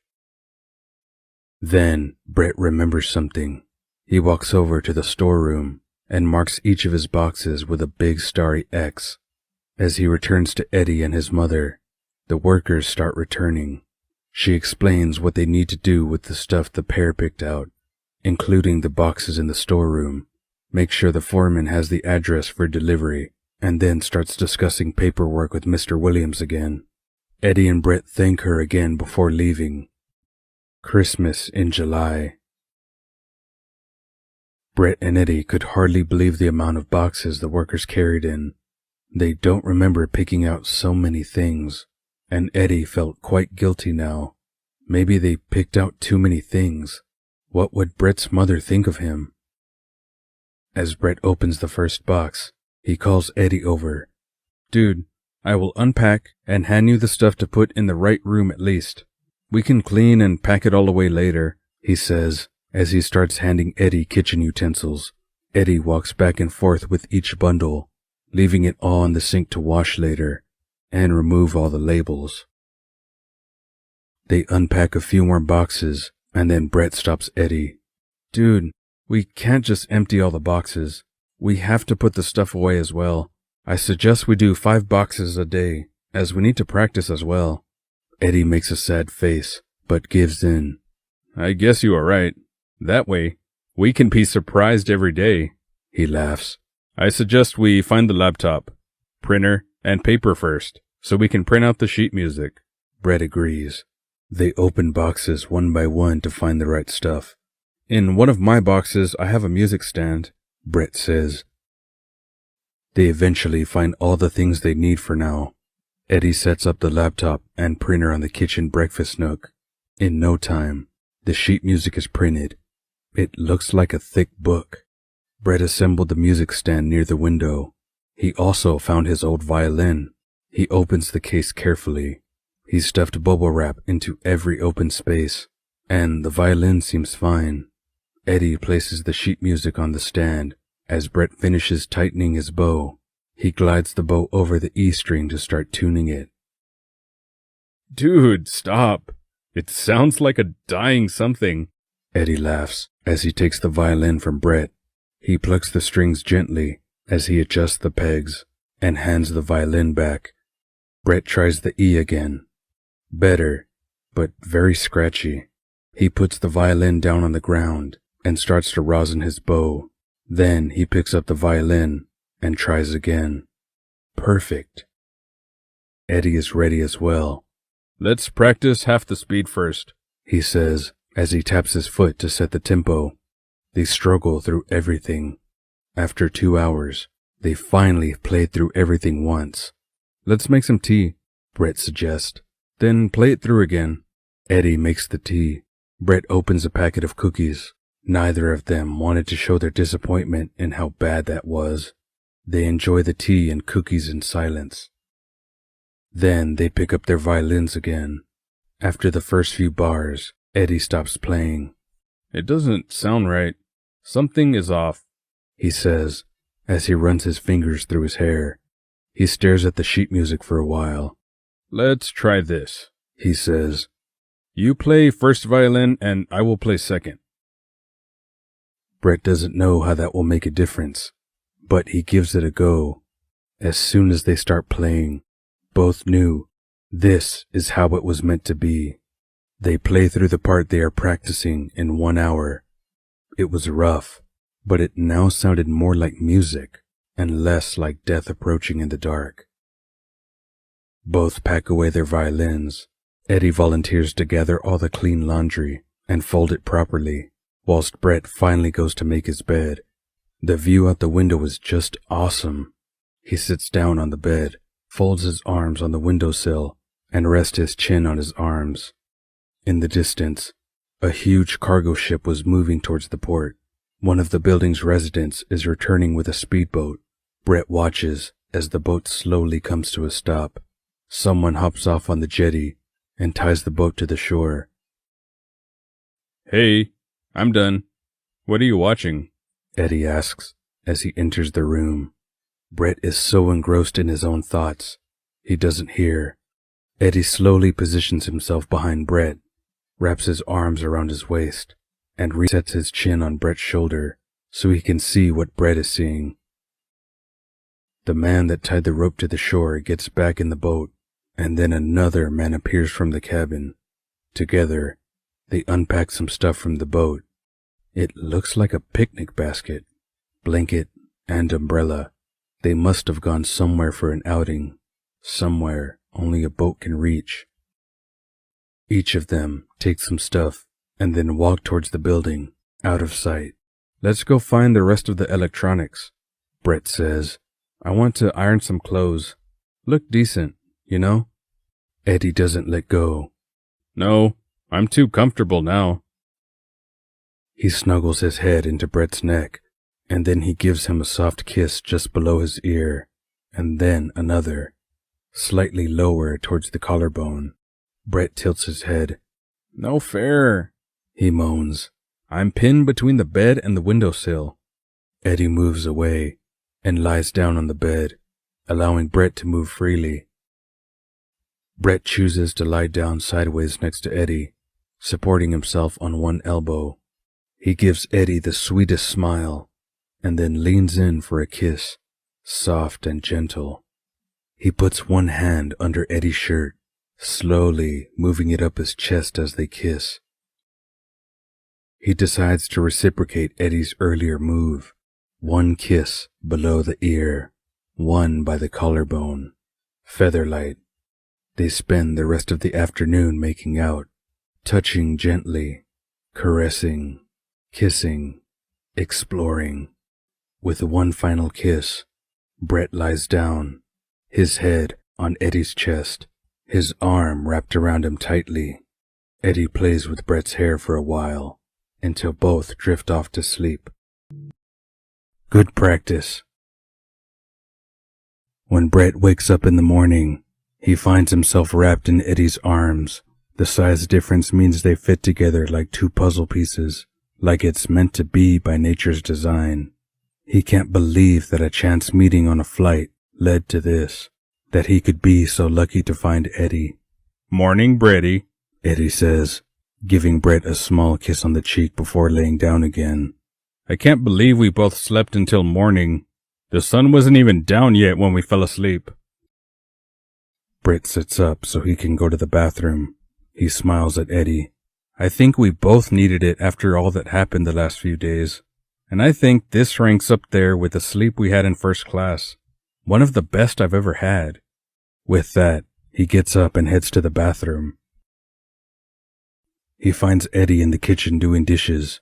He starts to boil some water for coffee and prepares the cups. You know, my mother gifting us all these things was magic. Now I just wish some fairies would show up to unpack everything, he says as he glances at all the boxes waiting near the front door. I know what you mean, Eddie says as he packs the things back in the cupboard. They sit on the couch to have their coffee. I think we should finish all the big things first, Brett says. Then we have somewhere to put stuff as we unpack, like the computer stand, the small tables, and the ironing board. Makes sense, Eddie says. He stares at the music stand. They need to practice first. There's so many things they need to work on, and he hates going to an audition not being able to play at least some parts from memory. With that, he gets up and unpacks his violin and bow. I was thinking about the new violin you bought. You never even used it. I think we should call the owner of the violin shop to see if he can give you a refund. I will explain the situation to him. Brett agrees. He hasn't even opened the case after leaving the shop, and it's a lot of money just sitting there. They get the violins in tune, and then they start from the first passage. They are playing more in unison now, even though some parts still gives them technical challenges. Eddie grabs a pencil and decides to mark every passage they struggle with. Once they play through the entire piece, he turns the pages back to the first part they struggled with. Okay. I think we should practice these parts separately until we nail it. They played through slowly first, discussing what they did wrong, and then focusing on correcting it. They didn't realize they've been at it for 4 hours already. Both are hungry. Eddie prepares the remaining instant pancakes, and Brett makes more coffee. You are a genius, Brett says after a while. I think replaying the hard parts first will work. I tend to play the easy parts over and over and ignore the difficult ones. I also did that, Eddie says. Instant gratification if you play something well, and people like it. When I was working in the recording studio that was no longer effective, we had so many pieces coming through every week, and all of them had tight deadlines.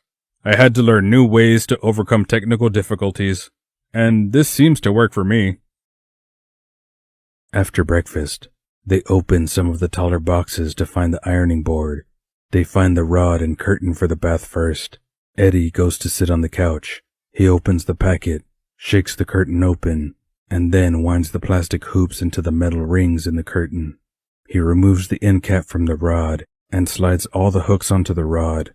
He screws back the end cap and goes to hang it in the bathroom. When he returns, Brett assembled the ironing board already.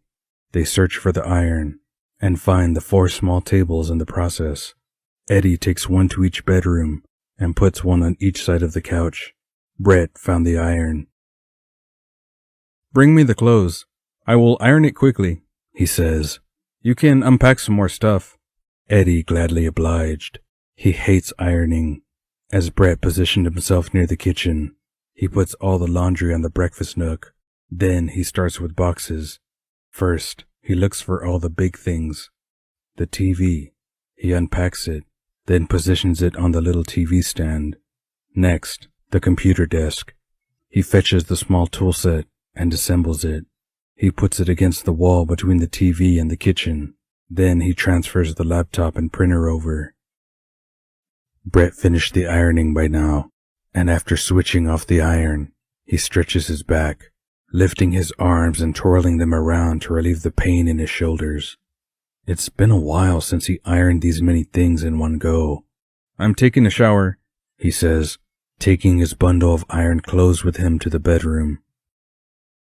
Eddie folds up the ironing board and puts it in the hallway closet, leaving the iron on the counter to cool down first. He takes his clothes and puts it away in his cupboard, keeping one set on the bed for wearing. He looks up the details of the violin shop and then speaks to the shop owner for a while. He agrees to take back the violin, but as the bow was already rosined in the shop, he can't refund them for the bow. Seems fair, and a spare bow is always good. He hears Brett's bedroom door close, then goes to take a shower as well. Once done, he tells the news to Brett, who is sitting on the bed, drying his hair. Wow, thanks for arranging it, Brett says. We can go return it now. Eddie gets dressed and dries his hair. He smiles as he puts on socks. Brett sorted the space socks with his laundry. He puts on shoes, and then they are ready to go. Brett takes the bow and rosin out of the case and zips it up again. A date. As they exit the violin shop, Brett turns to face Eddie. Eddie? Brett? Can I take you on a date tonight? Like with dinner and stuff? Yes. That will be nice. I'd love to go on a proper date with you. He gives Brett a peck on the nose, and they walk hand in hand to go catch a bus back to the apartment. Brett told Eddie to be ready at 5 p.m. He's been trying to get ready since 4. He tried on at least 4 outfits so far, and his hair wouldn't lie down. He chose to wear a dark blue shirt. As it's still hot, he rolled the sleeves up a bit. He picked out black jeans and his only pair of decent black shoes. As he enters the living area, he finds Brett waiting on the couch. He looked amazing. He was wearing black pants with a formal white shirt. Wow, Eddie says as he reaches the couch. I feel so underdressed now. You look amazing. Brett gets up and wraps his hands around Eddie's waist. You look amazing too. I will have to be careful, or someone will steal you tonight, Brett says as he gives Eddie a kiss on the cheek. Then Brett's phone buzzes. Their taxi is waiting downstairs. The taxi stopped near a big gray stone building. Brett took out his phone from his pocket and showed the lady at the entrance the tickets he bought online. She opens the turnstile for them one by one, and then Eddie sees what Brett planned. They were at the entry to cable cars, which he assumes goes all the way up the mountain. They are shown to a carriage, and, as luck would have it, they are the only ones to embark. They take seats facing each other as the car slowly starts to move. Brett was about 6 years old, the one and only time he ever went up with the cable cars. He has only vague memories of the experience, but he wanted to share the view from the top with Eddie. When the car left the compound and became airborne for the first time, it felt like his stomach stayed behind on the ground. He doesn't have a fear of heights, but this made him feel queasy. Bretty, are you okay? Eddie asks as he notices all the color leaving Brett's face. I don't know. I don't remember being scared of this. I guess I was too small when I was here last, he says, his hands starting to shake.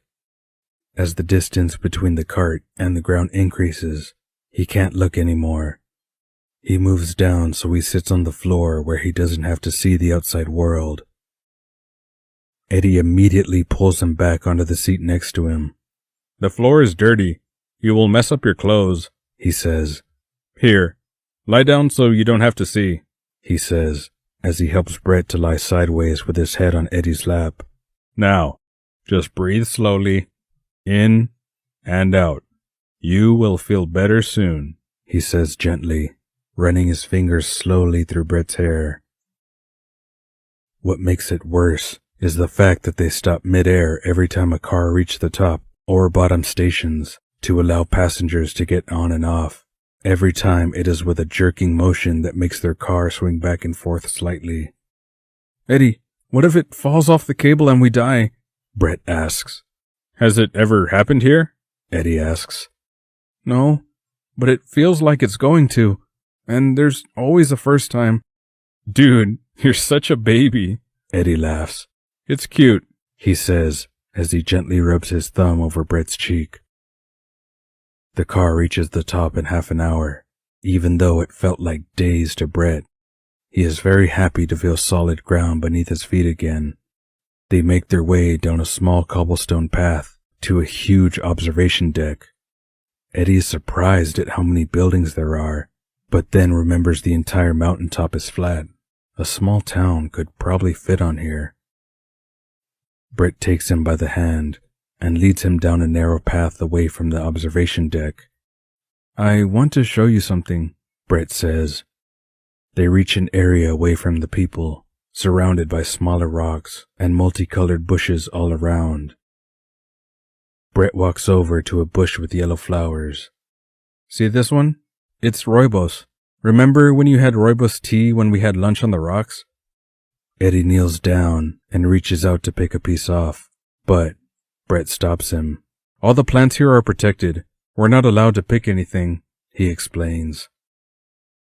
There's more than 100 species of plants growing only here, so they are all considered endangered, Brett continues. He kneels down next to Eddie and tries to recall as many of the names as possible, pointing them out as he talks. Both get up once their knees pain too much, and Brett leads Eddie further down the little path until he spots what he's looking for. This is the pride of South Africa, he says, pointing to a huge flower. It's called a protea, Brett adds. Eddie has never seen anything like it. The flower was bigger than his face, and the symmetrical patterns on the inside were so intricate. He leans over to smell it. Nothing. A bit disappointing, I know, Brett says. Guess something can't be beautiful and smell nice at the same time.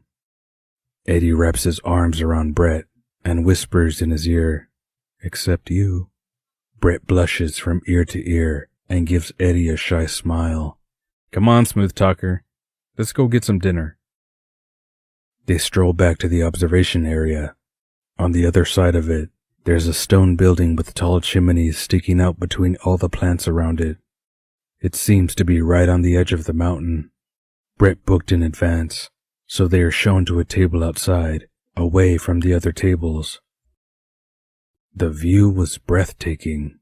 Beneath them, they could see the entire Cape Town and the ocean beyond. As they sit down, Eddie notices a small island a distance from the mainland. Is that Robben Island? He asks. Brett nods. Wow, it's amazing how far you can see from here. Brett orders a bottle of red wine, as Eddie hasn't tasted any of the famous South African wines yet. They both order steak for mains, and Eddie nearly choked when he saw the price. The waiter doesn't take long to bring them the wine. He pours each of them a glass, then puts the bottle on the table. Brett lifts his glass to Eddie and says, "Cheers." They clink the sides together, and then take a sip. Eddie puts down his glass and takes Brett's hand across the table. Thank you for bringing me here, Bretty. It's perfect. The morning after. Eddie wakes up with a tremendous headache. He's confused at first. He's lying in Brett's bed, but Brett is not there.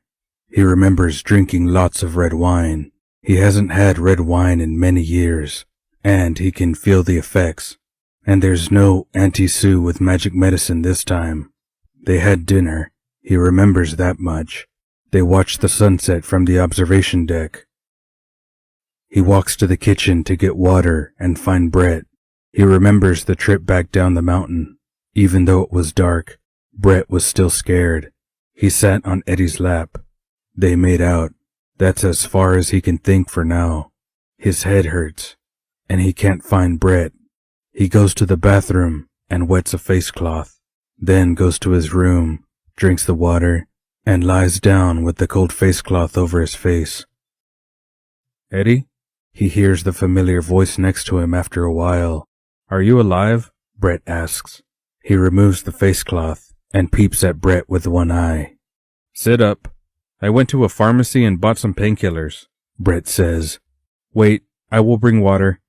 Eddie shakes 2 tablets out of the bottle and swallows it with water once Brett returns. Then he lies back down, closing his eyes. Please, don't ever give me red wine again, he groans. He doesn't understand how Brett is not affected like he is. Let the painkillers work a bit. I'm making coffee, Brett says as he leaves the room. It takes longer than Auntie Sue's medicine, but eventually the headache starts fading. What happened after the mountain? There was a taxi ride, somewhere in the dark. Brett's face. Then nothing. Brett returns with coffee. Feeling a bit better? He asks as he puts 1 cup down next to Eddie on the small table. Yes, a bit, Eddie says as he sits up. Last night is a blur. What happened after we came down the mountain? He asks. Brett sits down on the foot end of the bed. Not much, he says. We were both a little drunk, so we slept. Eddie suspects Brett isn't telling him the truth, but he leaves it for now. Maybe he will remember later. Brett's phone rings.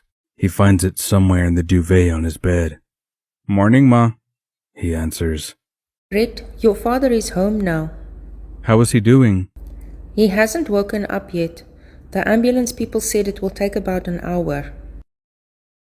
I hope he doesn't realize he missed 2 days when he wakes up, Ma. You and me both. Anyway, that's not the main reason I called. The doctor called. They already have a diagnosis. So soon? What did he say? Your father has encephalitis. What's that? A viral infection that affects the brain. They don't know how he got it, but probably from an infected mosquito. They gave him injections at the hospital and sent a packet of medicine. The doctor said I can mix it in with his food, then he won't know. He should start to get better in about a week. That's great news, Ma, Brett says. They talk a bit more about the progress with clearing the shop. Brett thanks her again for all the good she gave them and tells her about the upcoming audition. I have to go. Your dad is waking up. We talk soon, she says, and disconnects. Brett finds Eddie asleep. He closes the bedroom door so he doesn't disturb him and proceeds to unpack the remaining boxes. It keeps him busy for about 2 hours. Once done, all that remains is a heap of empty boxes and the stuff that has to go to Eddie's room, and the curtains. Of course, he will need help with that. He sits on the couch and orders some ingredients from the grocery app so they can cook at home for once. Then he decides to wake Eddie up as it's almost noon. Eddie, he says softly at first. He gently runs his fingers through Eddie's hair. Eddie, time to get up. Eddie moans a bit, but then sits up. He feels a lot better, and his mind is clear now. As he looks at Brett, he remembers exactly what happened the night before. He takes Brett's hand in his own and says, I'm sorry, Brady. About last night. Brett can see Eddie remembers. They came home. They were all over each other and ended up in Brett's bed. He was sitting on top of Eddie and started to undo the buttons on Eddie's shirt. He leant down and kissed Eddie. He left a trail of kisses all down Eddie's neck and chest. And then Eddie was asleep. Eddie pulls Brett down onto the bed and wraps his arms around him. I'm so sorry. It's okay. You had too much to drink. It's not your fault. Eddie knows it's not okay. He holds Brett's face with one hand and kisses him slowly, passionately. Brett grips a handful of Eddie's hair as the kissing intensifies. Then the doorbell rings. Brett feels like screaming as he goes to get the groceries and pack it away. As he returns, he can hear the bath filling with water. He goes to pick up the stuff meant for Eddie's room and puts it on the bed. He hears the water stopping, and then Eddie appears in the doorway. I put some of the peach bubbles your mom gave us in the bath. It smells so nice. Then he walks over to Brett, puts one hand on his shoulder, and whispers in his ear, "Join me. Eat, sleep, practice, repeat." Over the next few days, life becomes a mix of practice, eating, and sleeping. The one thing that brings a change in the monotony is the time they spend together. They spent every moment together. Eddie's room has slowly been transformed into a practice room. He spent every night with Brett anyway, and it was nice not to look at the music stand, violins, and papers every time they entered the living area. The apartment felt more like home now, especially after they hung the curtains. They can now decide when they want to get up in the morning, instead of the sun through the window deciding for them. August in Cape Town was horrible. The winds blowing so fierce sometimes that trees are felled and people are blown over as they try to walk. The two stayed inside most days for that reason and really focused on the practice. They were ready. They could play the piece they prepared through without sheet music now, and there were no parts with issues. They resolved all the hard parts. Today was the day. They had to be at the studio at 2 p.m. Brett silently wished it was earlier so he could get it over with. He could feel the nerves building up in the pit of his stomach. Eddie made breakfast, whilst Brett took a shower to relax. They sat eating on the couch. Neither liked the strange kitchen table thing, and they gave up on that a few days ago. Brett, Eddie? we practiced hard, you know? We will sail through the audition. Have faith in what you accomplished. I know, but it still makes me nervous. Playing with you is way different to playing in front of strangers. If you get nervous, just close your eyes and imagine we are here, playing together. Just us. I will try. Should we play through one more time? There's still a few hours before the audition. No, it will make you more nervous. Forget about the violin till then. We can watch some TV instead. And so they did, until it was time to get ready. They checked everything was in the violin cases, including the spare bow. Then they made their way down to the waiting taxi. Once they entered the building, they were harshly reminded of the strong wind outside. They had to hold hands and onto a street lamp to steady themselves. Once in the taxi, Brett took one look at Eddie and burst out laughing. The wind turned his previously neat hairstyle into something from a horror movie. Eddie desperately tried to push it all down. I will have to find a bathroom once we get there so I can fix this. Eddie laughed. The audition was nothing like they expected. The studio had a huge orchestra room filled with musicians, in the process of doing some preliminary sound checks. On one side was a recording room, full of panels and lights. The lady from Human Resources showed them through and introduced them to the producer, who was also the conductor. He let them sit in with the violins, and then tapped his baton. He lifted it slowly, and on the downbeat, everyone starts playing. It sounded terrible. He waves them all to silence, and then starts talking to the sound engineer. Eddie seizes the opportunity and walks over. Excuse me, my name is Eddie. We're here for the audition today, he says, as he greets both by shaking hands. If I may, there's some tricks I learned whilst doing recordings of this kind in Singapore. The conductor shrugs his shoulders and nods for Eddie to proceed. The main issue that Eddie identified was that all the different instruments were in the room at the same time. Recordings rarely worked that way, and he learned over the years how to split them up for the best results. The producer agrees to give it a try. He sends everyone out except the strings and brass. The sound quality is much better, even after the first try. You seem to know what you were doing.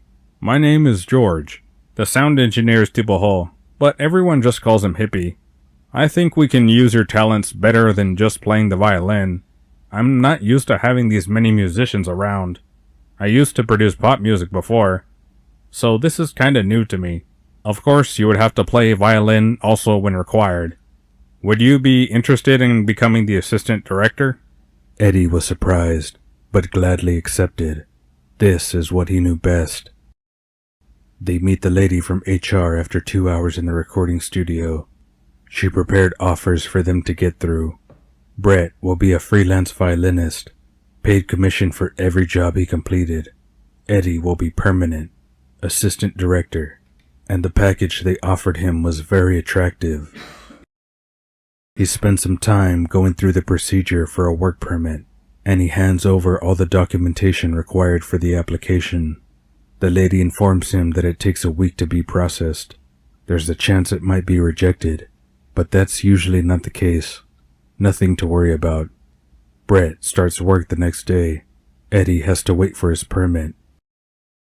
Once they reach home, Brett and Eddie give each other one look, and then start waltzing around the living room. They were so happy that everything worked out. They could now focus on their music, their careers. Once all the excitement is over, they both plonk themselves down on the couch. Ready? Eddie? I think I'm ready to tell you what happened back in Singapore. Brett listens as Eddie recalls the last relationship he was in. All started well. They worked together, one a musician, and him, the head of sound engineering, almost similar to the situation he was in with Brett. It was all fine at first. If I gave instructions, the musicians obliged, and we ran through many recordings in a week. Then his partner started slacking in practice, and expected Eddie to overlook it because they were in a relationship. He tried many times to encourage practice, as it was affecting the whole orchestra, but to no avail. Then, the day came he had to call it out in front of everyone. He kept coming in early after the rest. I asked him nicely to please look at the conductor, follow the baton, and the other musicians. Unfortunately, the talk didn't help. The performance didn't improve over the next few days, and the producer finally requested HR to terminate his contract, and that's when life became a nightmare. We broke up. He said I didn't care for him, or else I would have protected his place in the orchestra and overlooked the small things. He put nasty comments on my social media pages. I had to delete all my accounts, and it all culminated in the worst fight I ever had in my life, in the lobby of the recording studio, in front of many colleagues. He followed Eddie back to Malaysia that night. Eddie has never invited him over, but he followed at a safe distance, and Eddie never noticed.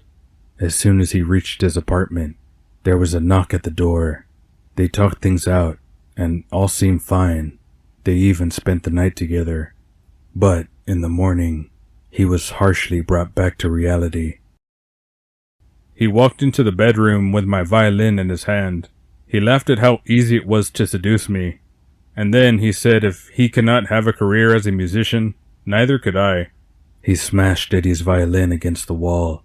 It took 3 attempts until the violin finally shattered to pieces, and then he left, without saying another word. That morning, I decided to pack up and go. I didn't know what else he would attempt, and even though I had a very nice job, I was not prepared to live in fear every day. Brett gave Eddie a hug. "I'm so sorry, Eddie. I can't even imagine what that must have been like." "Eddie?" "I will never do that to you." Reunion. Eddie found it strange that Brett went to work every day and he had to stay home.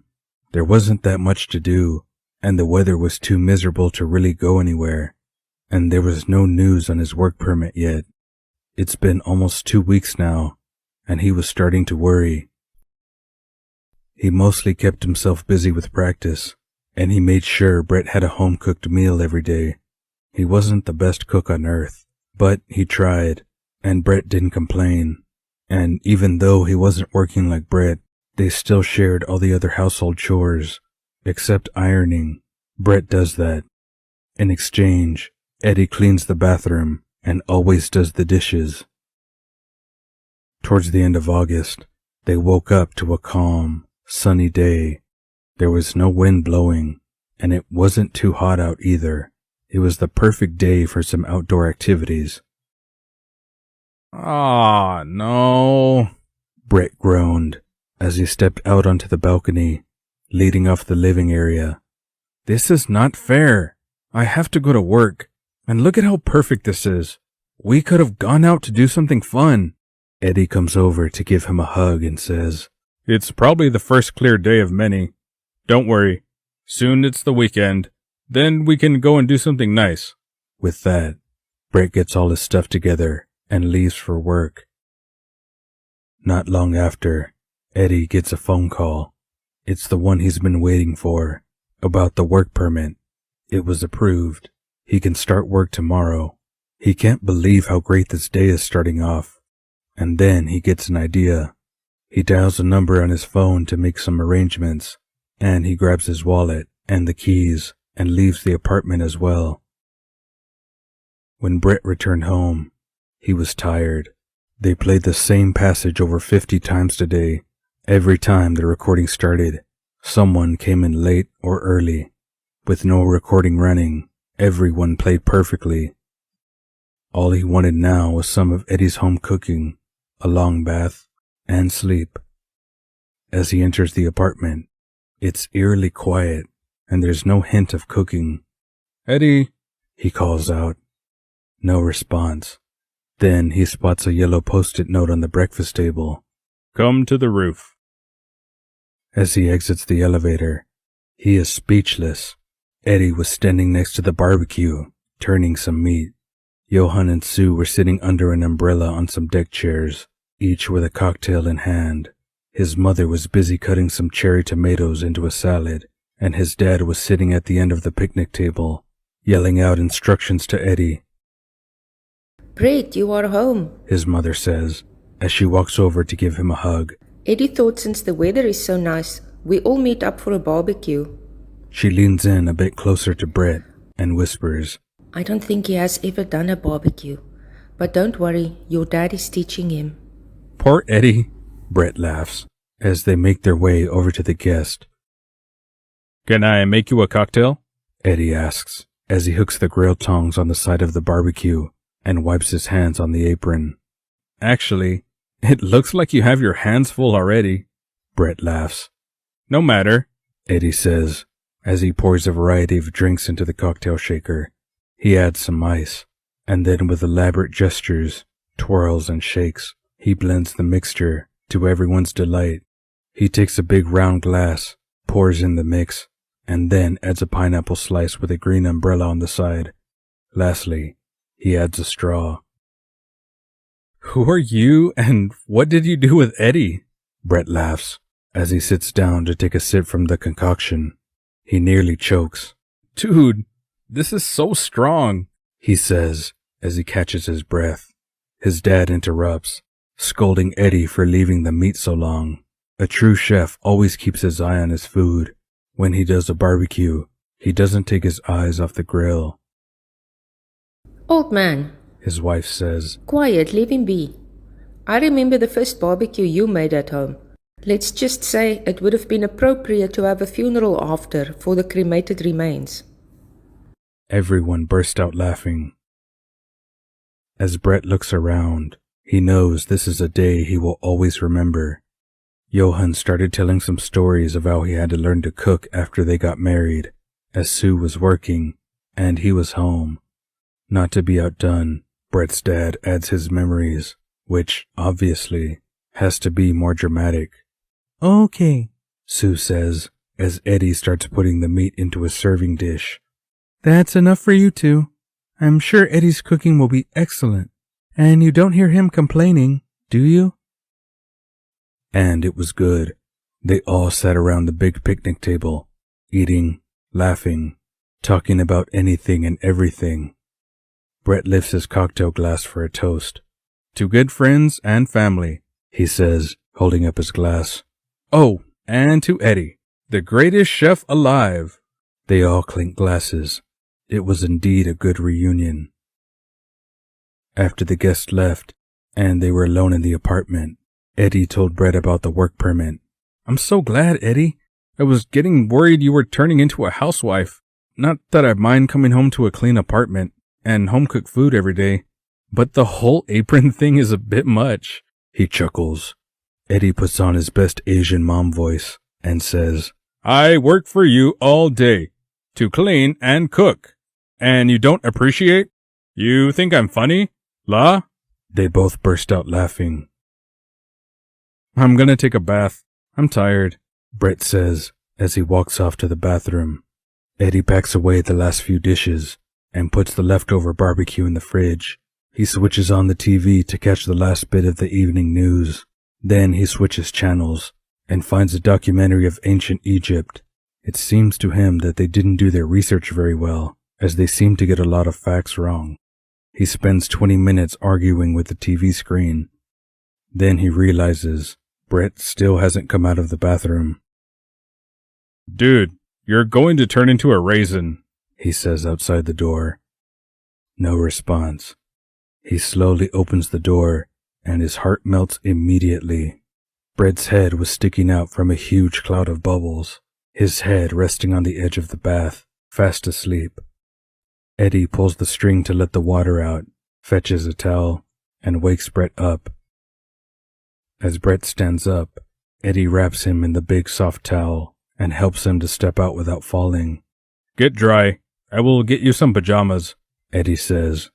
A very sleepy Brett enters the bedroom. He fumbles to put on the pajamas, and then gets into bed. Eddie goes to switch off the lights, puts on pajamas as well, and then lies down next to Brett, who is now fast asleep. Good night, Bretty, he whispers as he places a small kiss on Brett's cheek. Then he snuggles his head into Brett's neck and drifts off to sleep as well.